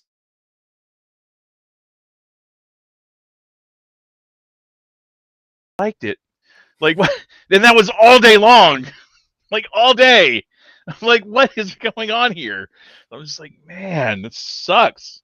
But I ended up selling the other 3 the next day. The people came back. Well, I mean, and the thing is that books are heavy. We make big books. So yeah, we do. And it's a niche subject too. Well, and people I understand. Like, people usually want to come at the end of the day, and pick it up, and then they forget, and that's how it happens. So a lot of people came back Sunday, which was good. But the other piece is that I don't go there trying to sell a bunch of books. I just want people to see the cool stuff we make, and then they sell themselves. Yeah. But the other piece is if you want to get somebody just like, hey, I'll sign it, but also store it behind the table so you don't have to carry it around. You just I need to work on my sales pitch, and I need to work on not making it hurt my feelings. Well, and also not showing it, because like you got your anxiety combined with that, and you're sitting there like this. And I'm like, Tristan, go to the front and smile and say hi to somebody. You do that, and then you make a sale. And I'm like, side-eyeing people, like, yeah, you were like this. And I don't know if you realize this. I'm pretty sure it was like this one of the sale you made on Saturday. I was like, hey, go up. As soon as you start talking to somebody, you made a sale. I'm like, sale. There we go. But the rest of the day, you're like, because the anxiety. No. It wasn't that bad. I was talking to people. It's just it wasn't working out. RBF, man. You have RBF at this. I absolutely do. I've got these angry eyebrows, man. Well, like this... and the thing is that like it's Josh would argue that he doesn't need, you shouldn't even have a chair at your booth, and you should always be walking around talking to people and stuff. And he's not wrong. Like, no, he's not wrong, but that's a marathon, dude. From a sales perspective, that is a good technique. But we're both old dudes, and we got to sit. Like, my back would not be able to support that. Same. Like, not happening. So when we're there as guests, I go there to hang out. My books pretty much sold out too. You sold really well. I did go with a game store, One Up Games in Arizona, and gave them a distributor essentially price, so he could put them in his game store, which was great. So in other words, give him a good price so that we can put them in the store, make some money, and sell them, and more people see my books. So some of the extra ones I did that with, so didn't completely sell out, but pretty much I think we had 6 books left for mine, and I brought 50. Like, it was a lot. Well, and the ones that were mostly left, it was understandable. It was Switch Volume 2 that I think ended up with like 3 copies or something like that. Oh, and I say 50, but I think one whole box was at Justin's place, or like one box of books. Oh yeah, one just never materialized. I forgot about that. So it was my Virtual Boy book, the other portion of the Friday 13th books, and the Nintendo Entertainment System compendiums. All 3 of those books weren't there, so that's about 10 to 15 books that just didn't show up at the convention. So. Did it ever materialize? Like, no, wow, no. And lost, and because it was delivered, there's nothing that the warehouse can do. That sucks. Yeah, so it's probably still at Justin's place, and he probably maybe he'll find it like 2 years. Like, from hey, now. if you find it, give it to Scott, or hold on to it till we come back to Game On Expo. And I'll just sell it next year. It's not a big deal, but so book sales are fine. That was 2 though. And then I talked about having Filiberto's the night before. So when I went back to the VRBO this time, I'd never had Smashburger before. So I tried Smashburger, and it's some good stuff. Smashburger's good. Yeah, I know. I had a goal of getting In-N-Out Burger because we drove by it every day. And I never got it. Oh yeah, you never got it. Damn. Not in Phoenix. Bummer. Maybe later I will be in my story. Let's see. So outside of that, then Sunday hit. We did our panel, which was awesome. Y'all dude, that was a blast. That was so much fun. On iTunes, Spotify. I may or may not have taken 2 clonazepam before that panel. Clonazepam helps with anxiety. Yes. Nice. It's like Xanax. Thing. And we didn't plan on having anybody with us, but Nerdy Nick talked to us on Saturday, and he told us he had his panel at 9 p.m. on Friday. Dude, he got screwed, man. So the convention ended, I think, at 8. And so everybody's gone. And so I was like, well, he said like 2 people showed up to his. And I was like, you guys can come on with us. And his other co-host didn't come on, but Nick came on. And then Smash JT was hanging around. I'm like, hey, join us. And which was awesome. Like those 2 are such good people. Well, and it gives perspective. So when we do these panels, like we'll talk video game preservation, talk about premium, but it's more so getting the perspective of other people. Now, what I didn't realize, which was freaking wild, was the impact that we're currently having as a game publisher and as authors. I didn't realize all of that stuff as they were talking, and things of like like what we're doing for collecting, which was wild. Yeah. And I haven't been off the island in a year too, so things have progressed in the last year too. But like also like everything is starting to snowball, which is really cool. It's really interesting, humbling that like, you know, the stuff that we're doing is reaching and touching a lot of people in the right ways. Yeah. And That's I don't know if there's any more I need to say about it. Like I'd rather people go back and actually listen to the podcast instead of us like repeat what we said during the panel, because it was a really good panel. Mhm. So I definitely recommend you going back. It's labeled VGBS Live or something like that. Well, and the other opportunities, which was cool, after the panel, there were people that came by and were talking with us. There's a couple people Mhm. that, you know, have some skill sets that might be interested to work with premium and stuff like Yeah. that, which is a benefit. It's great. Might have a new person to help us with distribution outreach, which would be helpful. Yeah, and from her emails, it sounds like she's a jack of all trades, which is exactly what we need in everybody that works for premium, because we all wear many hats. Hats are all Not about NOS it. hats, Lucasfilm hats, Yeah. Army hats. I got a story about this one. Yeah. This is new. Yeah, so Sunday was cool. Ended the day. Then after the convention, we helped Scott get everything into, I think it was one tote in a box or something. Mm-hmm. Big tote. And then we all went to the hotel. This time Tristan came with us, and we linked up with the Mortal Kombat dudes. And we ended up going to the same place that we went to on Friday, but this time I want to say, because it was St. Patty's Day. It was St. Patty's Day. Yeah. I ended up getting, what did I get? It was like a Did you get wings or something? Well, we got the wings, but I also got the whatever pie thing, whatever that was. Oh yeah, you got a shepherd's pie. Shepherd's pie, which had like lamb in it and everything. It was probably I got the shepherd's pie pizza. Yeah. Which also lamb and delicious. But I think that was the best shepherd's pie I've ever had. It was so good. Like, I think I was just really hungry too. Yeah, that helps. Yeah. But yeah, we did that. And then we ended up going back to the convention hotel with everyone after. Mm-hmm. And that's when we linked up with all the rare guys. So like Grant Kirkhope and David Wise and the Doctor and all the guys. So they just played music all weekend and did really cool stuff. And the other one was Kevin Bayless, which we didn't mention earlier, which he did. He was like the motion capture for J. Joe and did a lot of the development of Killer Instinct. Which and it was so cool because like you know, you've got this mishmash of Mortal Kombat and Killer Instinct, and then you had Jago versus who it was it wasn't, was it Carlos that was facing off against him?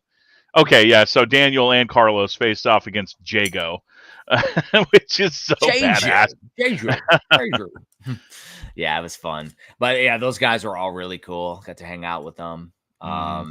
They don't go out too much is what I'm tracking too, like as a group, like to these conventions. I think they're starting to a little bit more, but it's harder. I mean, they're from the UK. Like it's a bit of a flight. I have a question for you about Tim Kittro. Is he always that hilarious? Is he always on like that? Yes, 100%. That dude is all day energy, man. And he just is doing one-line quips all night. Hilarious. And in his announcer voice, which just amplifies it. If you haven't noticed, like he'll be up on, and I don't know if it's YouTube, but it's definitely on Facebook. He has a puppet he has now that looks just like him. He has a he showed me, yes. Dude, like if you watch that shit, he's on all the time with that. Yeah. I told Tim, I'm like, I don't know if you've ever thought about this, but I would buy one. You need to make a doll of yourself with a pull string with your catchphrases. Like, I would do that. I would totally buy one. Like, he needs to do a damn comedy tour or something. Like, he's funny, man. He's sitting there doing Irish jigs with all the other like dancers and in the pub. You guy is wild. It's so cool. Such a funny dude, man. Yeah, no. I mean, here was the wildest thing. So a little history with Kitzrow is the first year I met Piscina and was with all these guys, we got ridiculously drunk, like to the point where he got me passed out. Apparently I had really connected with Kitro that year and I didn't remember any of it. So the next year he's like, "Hey Jeff, what's up?" And I'm like, "Hey," and I'm like, I didn't really remember him that well. And I'm like, and then we went and hung out that year too. Yeah. That was the first year though when I met Danny. Was he got me there? I got him at Game On Expo, and that year we went to Cobra Arcade Bar. And he was sitting in the corner, like passed out because we got him so drunk. He was like this, like I was like, he was so gone. I'm picturing him like you said that he was passed out in an arcade bar. Oh, it would be so awesome if you could like get a picture of him passed out drunk, like leaning up against the Mortal Kombat. He was like close. his side art, like He the was Johnny close, Cage yeah. side art. I mean, he was playing versus people in the game all night too before that, but Who did he play as? usually plays as himself. That'd be yeah, you would have to. You would Usually have to. it's Scorpion. Yeah. But yeah, that year too, I want to say Dr. Phil was there, Philip and Shao Kahn was there, and there was a bunch of people there. Jax was there. Jack's hilarious. Yeah, he's going to be at Midwest, and so is Phil Moore again. I can't wait to see Phil Moore. You gotta get a new soundbite. I'm gonna try to. I will try. I love. I'm not going to be there, so Phil sound bites. I just use an app and record on an audio app on my phone. I just hit a button. Like I have very few people in this world that I just genuinely love as human beings and who they are. Phil Moore is as advertised. That man, he's a cool. I love him. I love Phil Moore. Love that guy. Dude. Yeah, it was. Let's see what else happened on Sunday. Any other shenanigans? Because like we went and hung out with all them. I did get some candid pictures of you talking with Piscina, like I was like taking pictures. And I think we just went back to the hotel. Like it's pretty good. Yeah.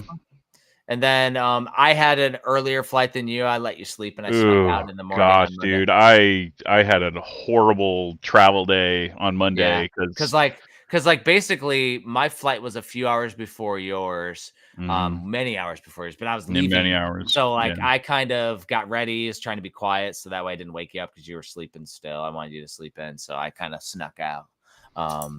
And of course, I went to LA and Disney and linked up with my family finally that morning, which was cool. Got my first of In-N-Out Burger doesn't deliver, so I didn't get In-N-Out Burger. I got no way. Yeah, I didn't know that. So I got another burger place. I got a burger and a milkshake, which is pretty good, and I hung out. And let me see, did I get anything there? I don't think so. Yeah. But I did have a good time. You were traveling back. Yeah, I was traveling back, and it was a straight flight from Phoenix to Omaha, so it's not like I had a layover or something like that. But I might as well have. I'll just say that it was basically a layover in Phoenix because I had to be out of the VRBO by 11. That's checkout time. Yeah. But my flight wasn't until 7 p.m. And some airports will let you check your bags well in advance. Yeah. Not my flight. So I had to wait 4 hours before I could even check my bags. So I had to as a veteran, did you go to the USO? I did not. You should have, because usually you can put your bags there and chill. And because you're a retiree, you probably could have just hung out. Yeah. Because usually it's outside. You're probably right there. You're probably right. But, amateur. Oh well. Amateur. I mean, I don't know if they allow veterans in there or not, like retired vets. I have tried in the past in various cities to do that, but it's space available for us. Okay. So we don't have priority, obviously, over active. Because there are a lot of veterans. It would be swamped if they let veterans in too. Yeah. So it's an active duty thing, and it should stay that way. Yeah, absolutely. Oh, Where I'm a little insulted though is these airlines.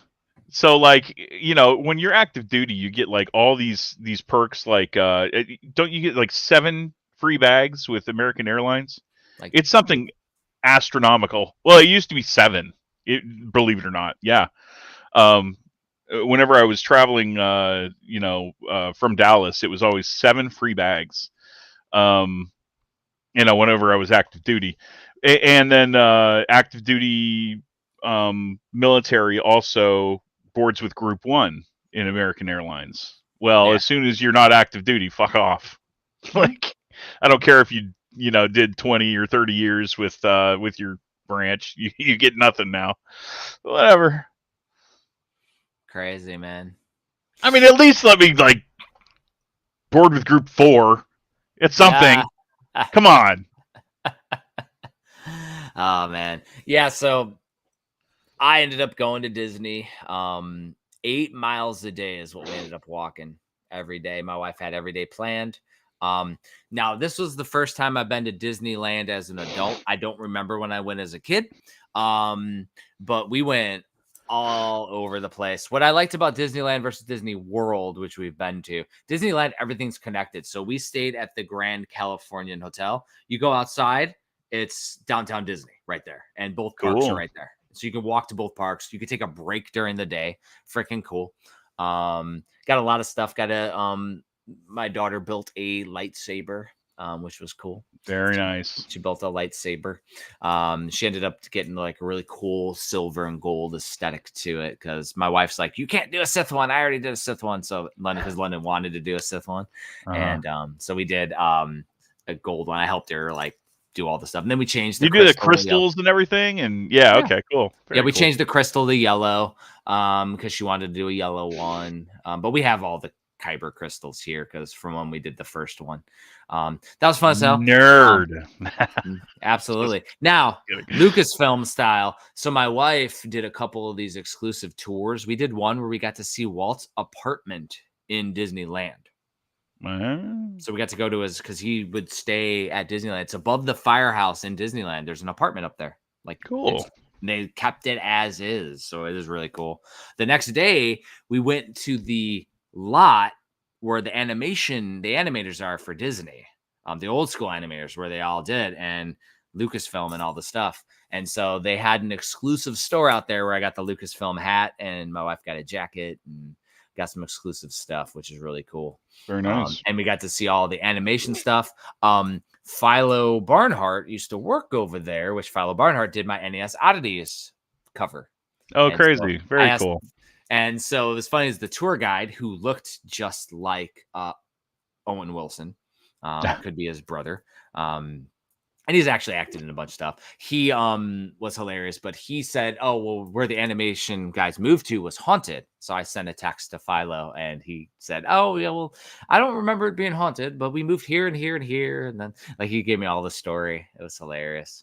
But yeah, it was a fun time. And then after Disney, we had Saturday off. It was raining, like pouring rain. And I was cold every freaking day. I had to wear a hoodie.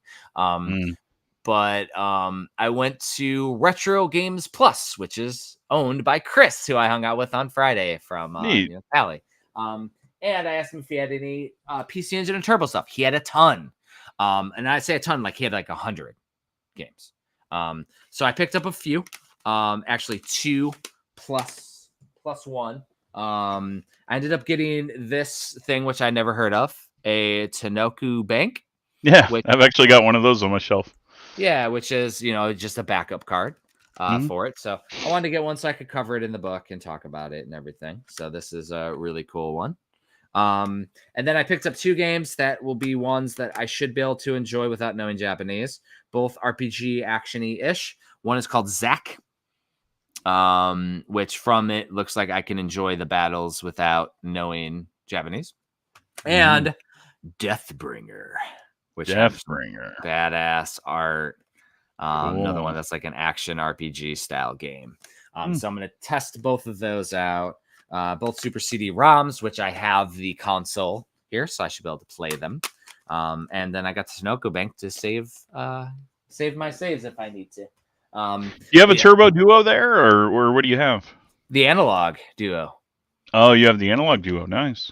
Got the Analog Duo in the mail. So Cool. I'm going to plug her in and try to play it and see if I can enjoy those games. He had a ton of other ones too. And a lot of them though, like, cause I mean, he's selling a game store. So I, didn't ask for bro deals or anything. I think he still gave me a like 10% off or 20% off or something, which was nice. But some of the games are expensive as hell. So I was like, I got those 3 games and to support them and everything. But yeah, it was super cool to get. And then normal pickups when I got home, I got a book in the mail yesterday, which I don't remember backing. It's called Video Games. This covers the people, the games, and companies 1979 and before. So this is super old school. It was interesting because they included a pen in there and it was like destroyed. The pen was like, it had their little VG thing on it. It was destroyed. I thought that was interesting. I don't remember backing this on a Kickstarter. Maybe I just bought it online because I do enjoy reading about video games and stuff. And then I got this thing, which I don't know if you've ever heard of. This is a coin based on Donkey Kong. Ooh. And it's from the 1982 World's Fair. Oh, neat. And so they did a whole set. There's like 6 or 7 of these 1982 World's Fair coins. I wanted the Nintendo one, the Donkey Kong one. Well, yeah. There's other games on there that they released as well. I didn't realize it was this tiny. It's a tiny little coin, but it's super, super cool. Little token. Yeah, a little treat. The other thing that I did buy, which I'm probably not going to play, and I got it so that way London would play it, and then she's like, "Oh, I'll watch you play," is Princess Peach. Obviously, like Nintendo platform is probably really good. I don't know if she wants me to play it while she watches, I will. But I thought she was going to be excited because she was super into Princess Peach for the longest time. But freaking crazy, man.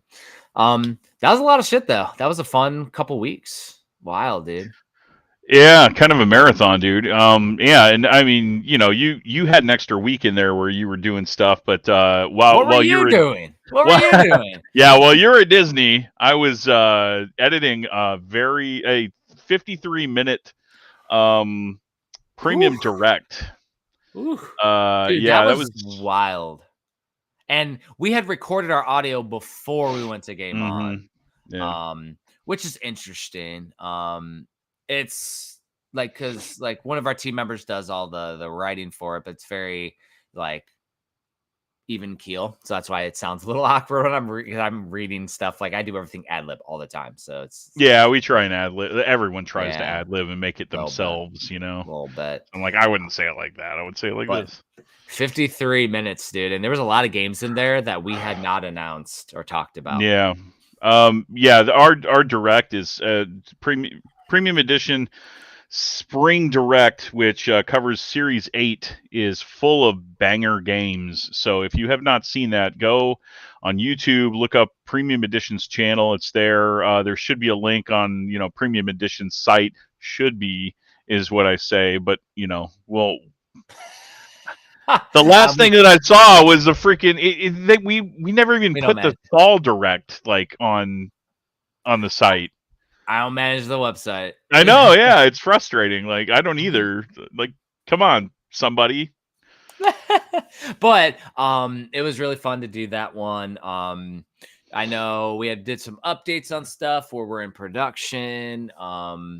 On other items, and we can go over the announced games because that's super fun and our feedback on them. The one thing that I thought was wild, now I was working on Monday because I was back and I had to work, but super, super positive crowd reactions. Usually you get a couple trolls and they're talking shit on Nintendo. Oh, yeah, everything was good.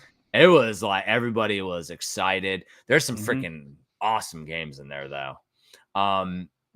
So let's see. The first ones that we talked about, the Kickstarter games. So number 1, Godshard Chronicles, like that freaking game, action RPG style game in the terms of a Chrono Trigger, a Secret of Mana.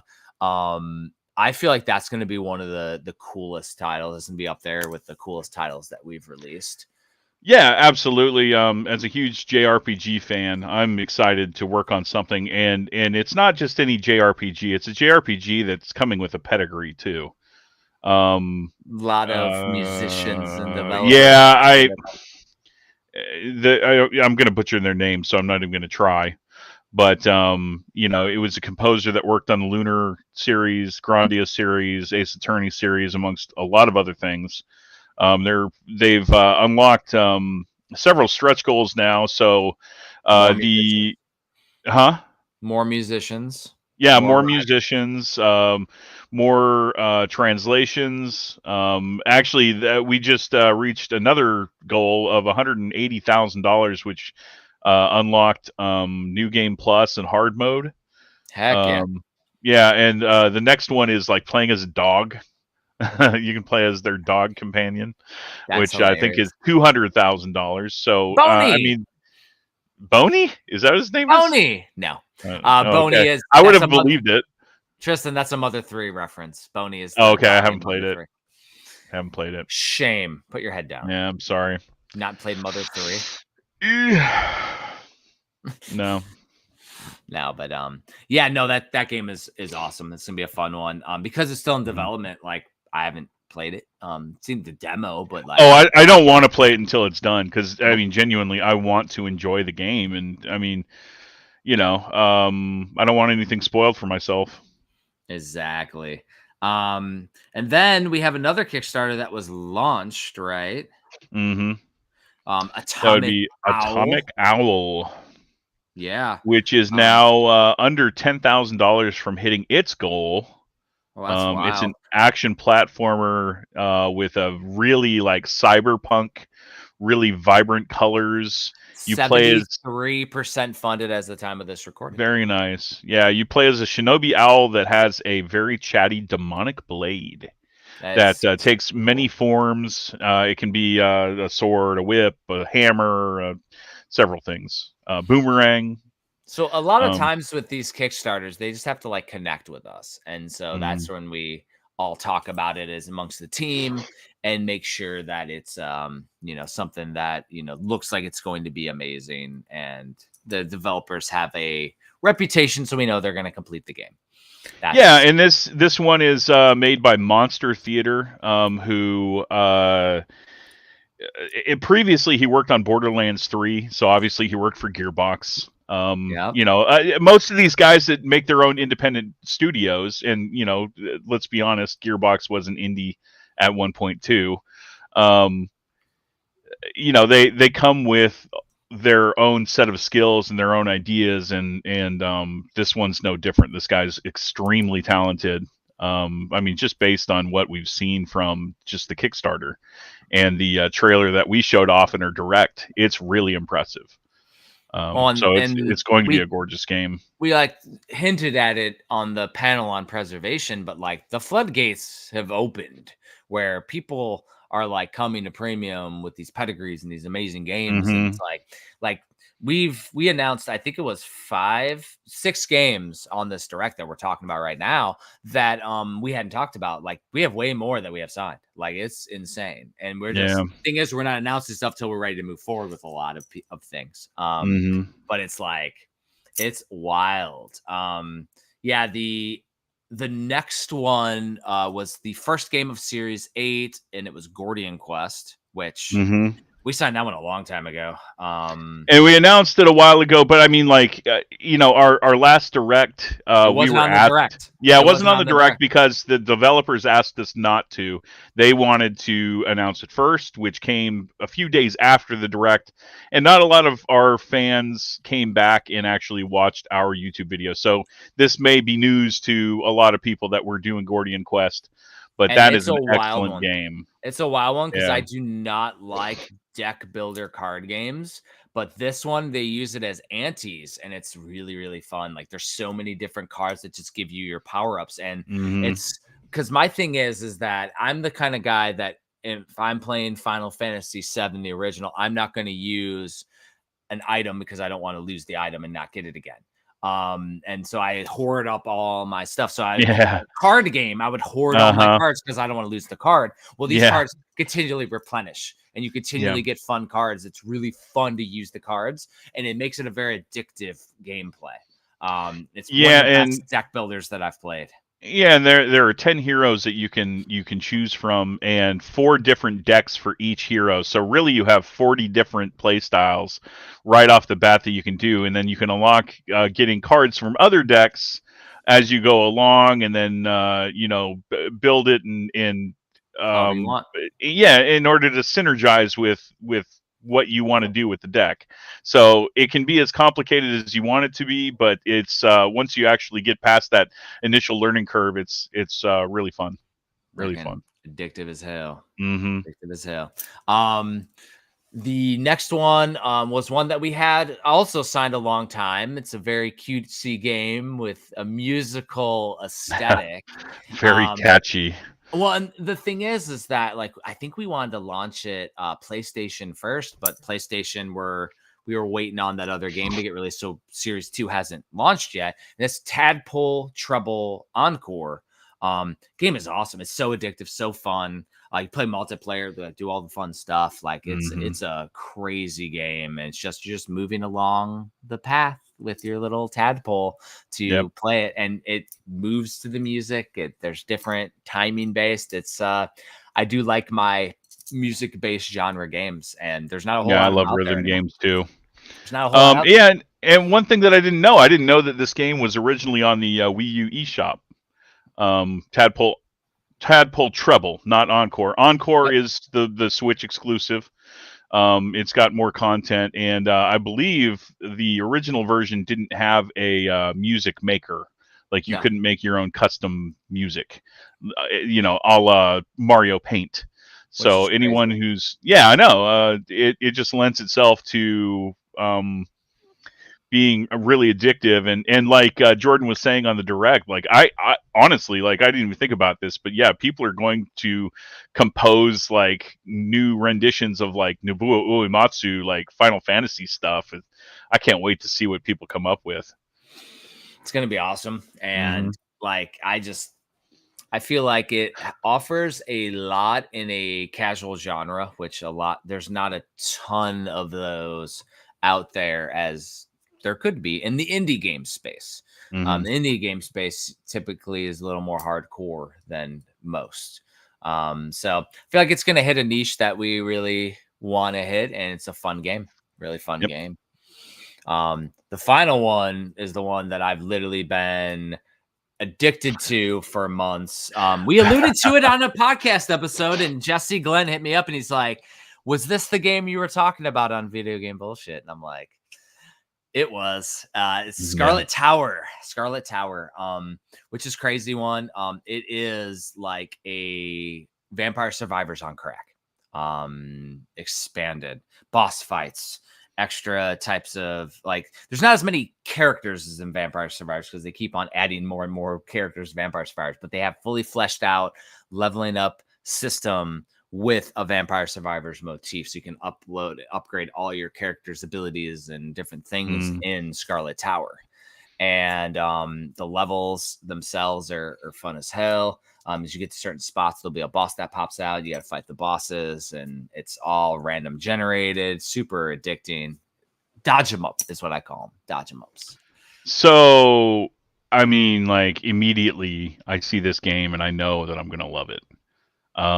As I mean, like I've got thousands of hours in Binding of Isaac and Enter the Gungeon, and I know it's not like a traditional twin stick shooter because it's automatic fire and automatic like targeting, right? For the most part, it is automatic fire. The targeting depends on the item you choose. Okay, because some of them, like it depends, like the direction you're facing, it'll shoot, so you still can control. Other ones, it does. Yeah, so I've never played Vampire Survivors, and I have yet to play Scarlet Tower too, and I have a reason why. And I was telling this to Barry whenever I was on their podcast, Nintendo Fuse. I'm afraid of getting addicted to this game, so when it comes time to play or to actually make the manual, that's when I'm going to start playing the game, because I'm not going to be able to put it down. I know me. I can't. Every time I play it, it ends up being a one more thing, and that Mm-hmm. turns into my afternoon or my evening. It is Yeah. Scarlet Tower. And you Yep. can do it while you're doing other stuff while you're sitting there. Like, it's really, really fun.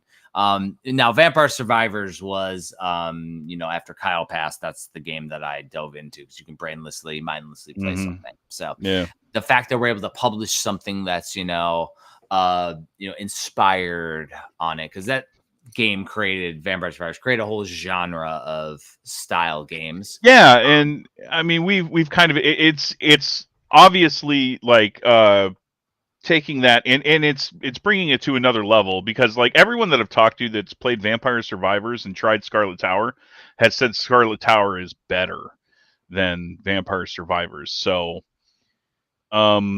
maybe I'll try Vampire Survivors first and then try Scarlet Tower, and just so I can see the difference. But well, even as much as I played Vampire Survivors, I haven't unlocked, like, there's a whole other level once you break a glass ceiling to the depth of the gameplay that I haven't played. So I won't say something's better than something until I've played every ounce of it, because it goes deep. But I love them both. They're both great. So yeah, and as with we can have anything, both. yeah, exactly. You can have both, and that translates to a lot of things in life. Like, obviously, Premium Edition isn't the first one to do this limited print model, right?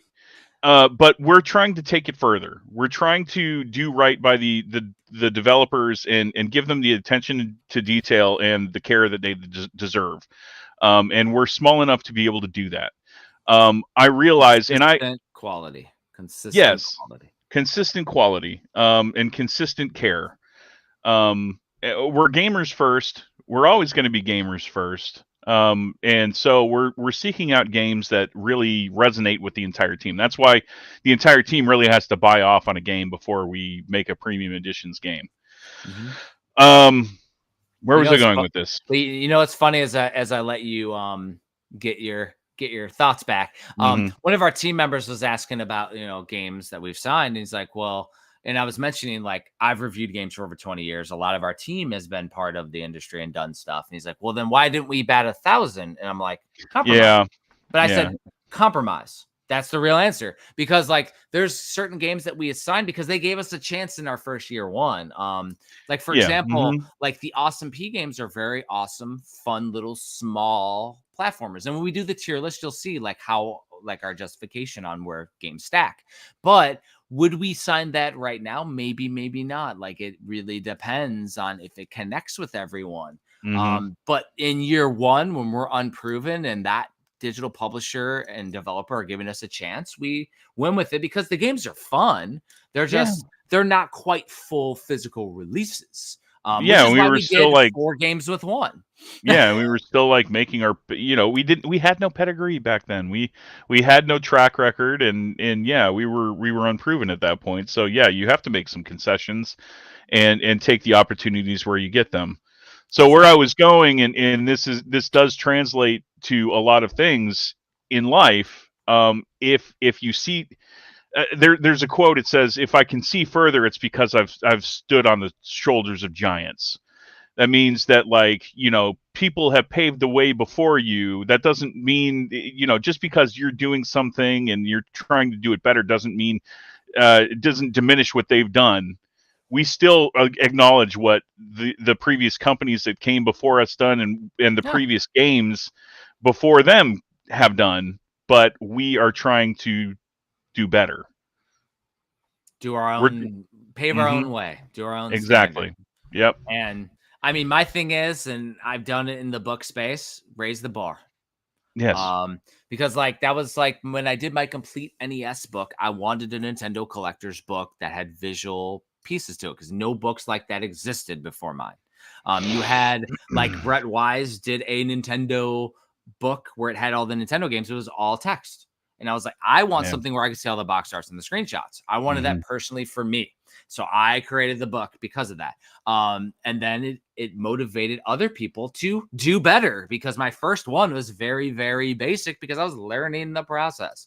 And then you had other people that claimed to, have come first. And it's like, well, mine came out years before those, but it's Yeah. okay because you raised the bar. And then now that I had my, definitive edition of the Complete NES, it's the 10-year anniversary of the release of the book.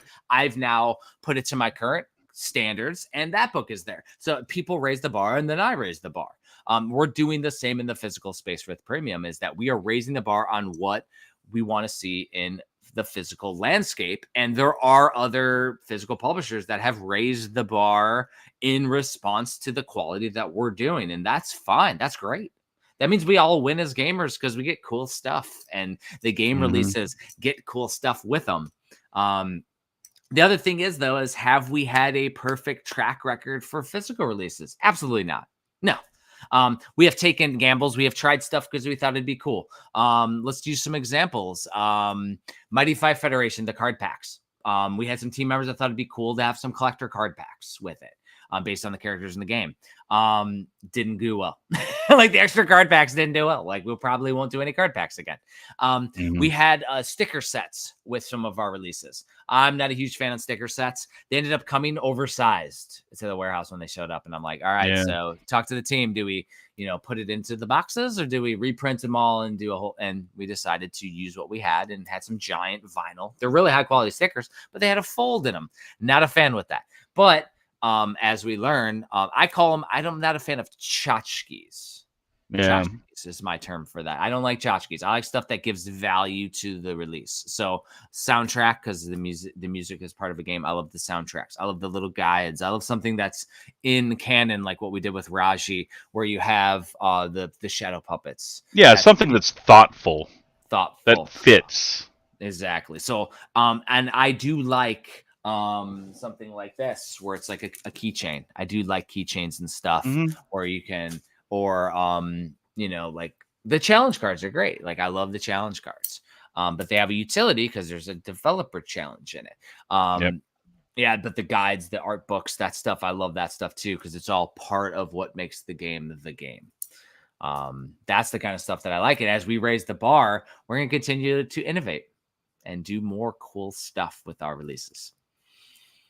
Going back to baseball, this made me think of this. So back when, back before licensing was kind of a thing, and you had multiple people making baseball games. So you had like 2K series, and then MLB The Show, and whatever. You had several studios doing baseball games, but now there's only one studio doing baseball games. Couldn't tell you who it was off the top of my head, but they do MLB The Show. And every year, I'm just like, this looks like crap. Yep. And you know why it looks like crap? Because they have no competition. Yep. They don't have to try. Competition breeds creativity. Absolutely. Exactly. And the thing is that we had talked about it on the panel, but we didn't realize that a Special Reserve Games is no longer making physical and stuff like that. And so things are kind of shifting and molding. We've had certain physical game publishers where I've pre-ordered games 3-4 years ago and haven't gotten a game in the mail. Yeah. I haven't bought a game from Limited Run since before I moved to Hawaii, and I just got another shipping notification. I got one this morning too. That's Beluga. And I'm like, it must be. It must be. I still haven't got Radiant Silvergun either from them. Me neither. Yeah, that's the last. Actually, I don't know if I did Radiant. Maybe I did. Because it was before November before I moved out here. So November 2022 was the last time I pre-ordered something from that. That was when all the I have no idea what they owe me still. Yeah, no that was idea. that was before their shenanigans, and then I was like, I don't support that. I'm gonna. And what I will do is, again, collecting the thrill of the hunt. I will go support game resellers, game stores, and buy the games that I don't have from them after I construct a list of the games I want to buy for Switch. And I'll probably make it a hunting thing. I'll make it a fun thing later, because I got to still realize what games I own versus what games I want that are released after the Switch's timeline is done. Because I stopped getting all of the things that I wanted a few years ago, because it was scoped way out of control. Mhm. I didn't stop collecting. I'm not selling my stuff. I'm more so like, I'm just buying onesies and twosies. Like I got the Princess Peach game. I got Mario RPG, got Mario vs. Donkey Kong, the Nintendo franchises. And I'll get a few games that I really want to play right now. But outside of that, I'm holding off on buying everything that looks cool. But I'm still going to make a list eventually of all the games I need to get, like in an Excel spreadsheet or something, because my collector series has everything. But this will be like tailored to, all right, this is what I need to pick up. And when I go to all these game stores, flea markets, whatever, like it'll be a hunt again and it'll be fun. Mm-hmm. It's going to be cool. But yeah, I just don't like have the capacity to get that many games. I can't believe though that I'm still getting shipping notifications for games. I know. Oh well, whatever. I mean, that being said, our PlayStation first series for premium should be shipping out hopefully in the next few months. But that's been a year coming because of games, waiting on games to be finished. Yeah. Waiting on games to be finished. Also, Jeff and Tristan aren't doing them either. So that's the other thing. Like Jeff and Tristan are not part of the PlayStation. We're only part of Nintendo for premium. So we're trying to stay away. We might have oversight just so that the quality control is there. But yeah, we're not. That is not our lane. So like, I'm trying to stay out of that. Well, okay, manuals maybe I'll do, but that's just. I mean, I'm going to be doing the quality checks after or whatever, but that's it. Not my lane. Damn it.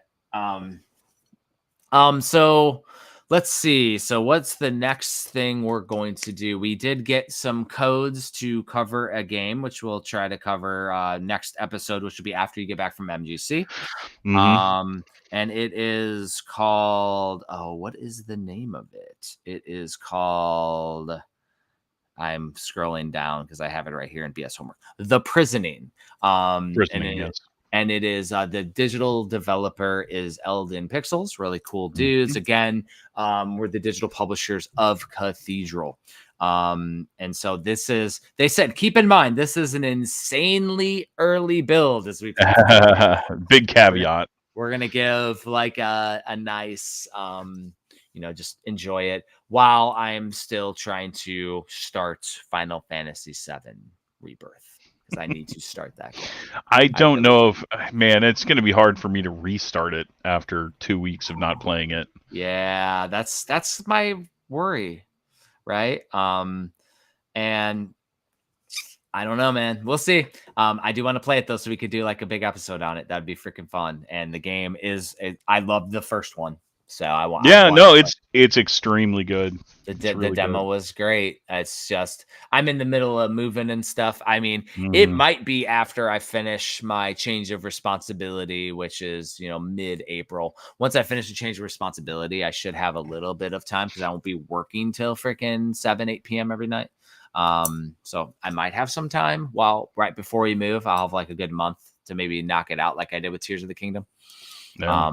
Problem is it takes up so much space on the hard drive that I haven't dedicated the time to install it. I had to uninstall Gran Turismo. Sacrifices, man. Sacrifices. It's freaking crazy. Let's see. So we still have this up on the website, the NestDev Compo book, 2023. We reviewed on Video Game Bullshit all the NestDev competition games. Somebody actually bought one today, which was cool. Saw that. That's awesome. So I will get that in the mail tomorrow. Appreciate everybody that supports our little initiative here. Just all those sales will help us make more of the books. Essentially, it's cool. That's right. The Bite Off 4, I would like for us to do that again, but there's a lot of games. And so we're going to figure out a way for us to play all the NestDev Bite Off 4 games so we can review all those. Maybe we'll make another book too. That'd be cool. But there's a lot, man. So we'll see. And then we got to do the tier ranking for the premium edition games releases, which will be fun. So we got a little bit of stuff on our plate right now. It'll be fun. Project wise, I am finishing up the Genesis book, which I want to try to get done, by the summer. And Switch Collector Year 3, which I have a little bit more to do. I gotta do some major formatting for a good third of the book still. So that's going to take some time. And Metroidvania Chronicles Phase 2, which is done, completely done. So I'm working on the Kickstarter page for that, while Metroidvania Chronicles Phase 1 is on a freighter being shipped to the States right now. Very nice. Black Box Challenge, which is the novel based on Jeffrey Whittingham's Black Box Challenge for the NES, is arriving this week. So it should be arriving at the warehouse this week, which means I should be able to ship out after years, like 3-4 years, people's copies of the book. I'm going to email them all individually, though, to make sure that they haven't changed an address. It's a few dozen people. It shouldn't be that bad. And then the complete NES and Black Box Challenge, I need to add live on HagensAlley.com so people can buy them.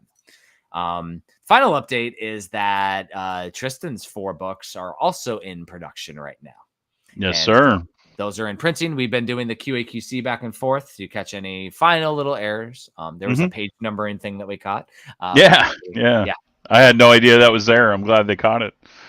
I didn't catch it either. So there's always one more thing, man. There's always something. Always something more. But that is also in printing, and that will be right behind Metroidvania on a freighter. I actually go through, and there's a contracting aspect to it that nobody is aware of, that I have to do contracts, and I did the full contracts now that everything's approved for those. Yeah.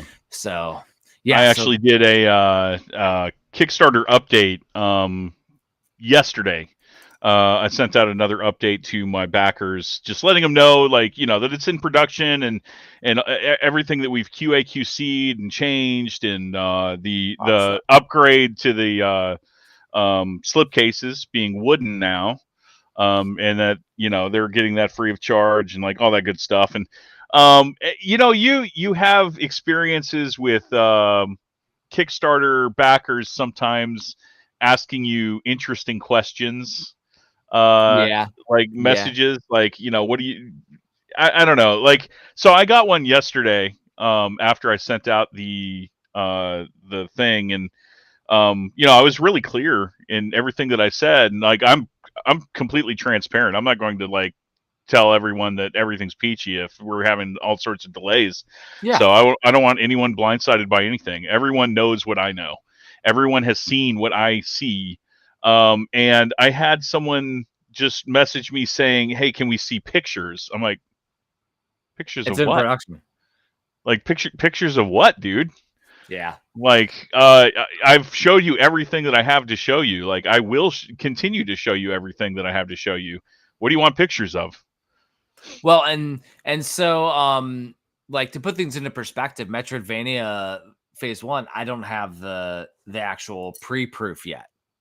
Like, and so those will come in. And so once they get the printing pieces fully finalized, they will usually shoot me one. I have to actually hit them up, because if it's on a freighter, I need the damn need the printer copy. It'll be the same for yours, as they will send out printer copies, and I'm going to get them to send out 2 for this one. So that way you get a copy and I get a copy, since it's your book. But like, then we can show off stuff. But I got the Black Box Challenge one just recently. So it's... Yeah, as soon as we have that, oh, you better believe I'm going to be showing that thing off. My gosh. Yeah, but it's like, yeah, no, we don't have it yet. Literally, we're finishing the QAQC up. Like, yeah, dude. I mean, like, you know, people... And I don't know if, you know, things don't come across in email and messages the way they maybe it was an innocent question, but it just, like, it comes across rude if you don't, like, give it some context. So just realize that, you know, the people on the other side of the Kickstarters, they're people too. They're creators. Well, we want you to have the stuff as much as we want the stuff that we're making, you know?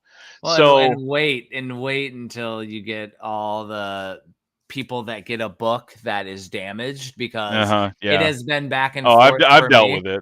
But like, shipping has gotten worse since you shipped out your last books. Like, it has gotten significantly worse from the USPS because Oh, like boy. I'm getting people with damages and they're like blaming me. And I'm like, well, number one, I don't personally deliver your stuff. Number two, we use a warehouse because I live in Hawaii. We use a warehouse and we tell them to ship stuff. They don't, but they're going to replace your item. It'll be okay.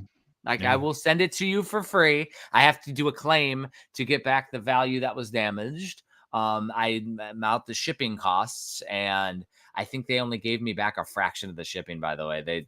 I'm out like thousands of dollars, unfortunately, for that because they messed up the shipping at the warehouse. But they gave me back like a couple grand. They overcharged me $6,000. It was bad. Yeah, the thing was there was a guy who got a damaged book. We sent him a replacement. He got 2 random books that aren't mine. Some random books, and he's blaming me. He's like, I think somebody at your company is playing the game with me. This is what the email says. And I was like, number one, I use a warehouse, as I say. I use a warehouse, and I emailed them. They said they apologize. They will ship him out a new book for, at no cost to anyone. They will ship out a new book, and he doesn't have to do anything with those books or ship them out. But also they're also from a different country, so maybe their translator or translation software, whatever it isn't coming across well. But it was very blaming me, like I'm purposely doing stuff. I'm like, if a mistake happens, I'll fix it. I don't know. Yeah, exactly. Guys, it's not a big deal. Jeff and I are super nice people. Just be nice. Be nice and we'll be nice back. We want to fix your problem. Oh, and I'll put it through a nice filter. I read it once and then I rewrite it the second time. Yeah. Dude, I worked with this guy. I'll put him on blast right now. I love him. Love the guy, Ethan Haskins. I did. Yeah, I did. I named him Ethan Haskins. There's no chance he's listening to this, but maybe someone who knows him will let him know. Ethan, I used to work for. I took over the job that he had over this program in that the Air Force had ownership of, IBS, Integrated Broadcast System. So I thought it was irritable bowel syndrome. Yeah, I know. That's a different IBS.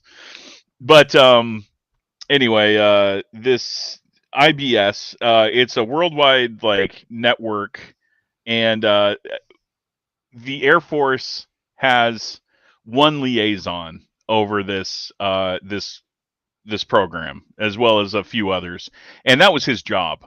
And he got PCS orders to Georgia or something like that, and I took over for him. Well, whenever I was doing turnover with him, he would always craft these emails, and he's like, should I send it? Because he's super crass and deal with the fallout later kind of a person. And he's like, screw it. And he hits enter, and then 5 seconds later, his phone's ringing because he pissed someone off. But he never put it through the nice filter, is what I'm saying. He was notorious. And dude, whenever I took over that program, we went to Reston, Virginia one time to do some presentation, and we were ambushed by our executive agent who works at the Pentagon that writes the checks for the program. And dude, he hated Ethan, and by extension hated me, even though he'd never met me. So I got reamed. Oh yeah, it was fun. It was super fun taking over the job from Ethan, since he pissed everyone off. That was great. Thanks, Ethan. Yeah, I was trying to put everything through the nice filter. Yeah, you have to. Come on, guys. I mean, but on the other side, give creators the benefit of the doubt. We will fix the thing. We're not collecting your money and then just going to the Bahamas. That's not the way it works. Especially with people who have a proven track record on Kickstarter, and have delivered on their promises. Hey, don't worry. They think I went to Disneyland. It's okay. Yeah, you did with your Kickstarter funds, obviously. Yeah, only Kickstarter funds. I don't work active duty for the Army, and my wife doesn't work too. No. Yeah, I don't look at the credit card after that weekend. Oh my God. Nah, I wouldn't do It's it. bad. It was fun. But no, like it's just one of those things where it's like, give us some time, we'll fix it. Kickstarters aren't even, there's no guarantee you're gonna get the items, number one. Yeah. But number two, we've always delivered. And the only time you don't get your book is if you don't give us an address. Like that has happened. You don't give us an address, I can't ship you anything because you didn't give me a place to ship it. That is like, I literally had somebody light me up on a comment section with the previous project saying, you never gave me my book and all this stuff. And I'm like, you never gave me your address. They're like, oh, my bad. I didn't realize you had. Like, well, how else am I going to ship it? Yeah, I actually, it was bad because, the person had to pay for shipping twice, and it was overseas. It was like in Spain. It sat in, like on their front door or something like that, and they never like picked it up. And then the mail person like took the package back and like, yeah. So like I've got all the receipts of like where it went, and it got delivered to him, but he just never signed for it, and that's why he didn't get it. All I gotta say is wait, because your project is right. Your old project is right in that window now, where somebody's gonna hit you up and say they never got their book. Yeah, I know. And tracking only lasts so long, like 90 days. So if you don't hit us up, and actually lost packages for the warehouse is 1 month. So I had somebody that hit me up and said that their book was lost. Now it's been over a month, and they won't reimburse me now.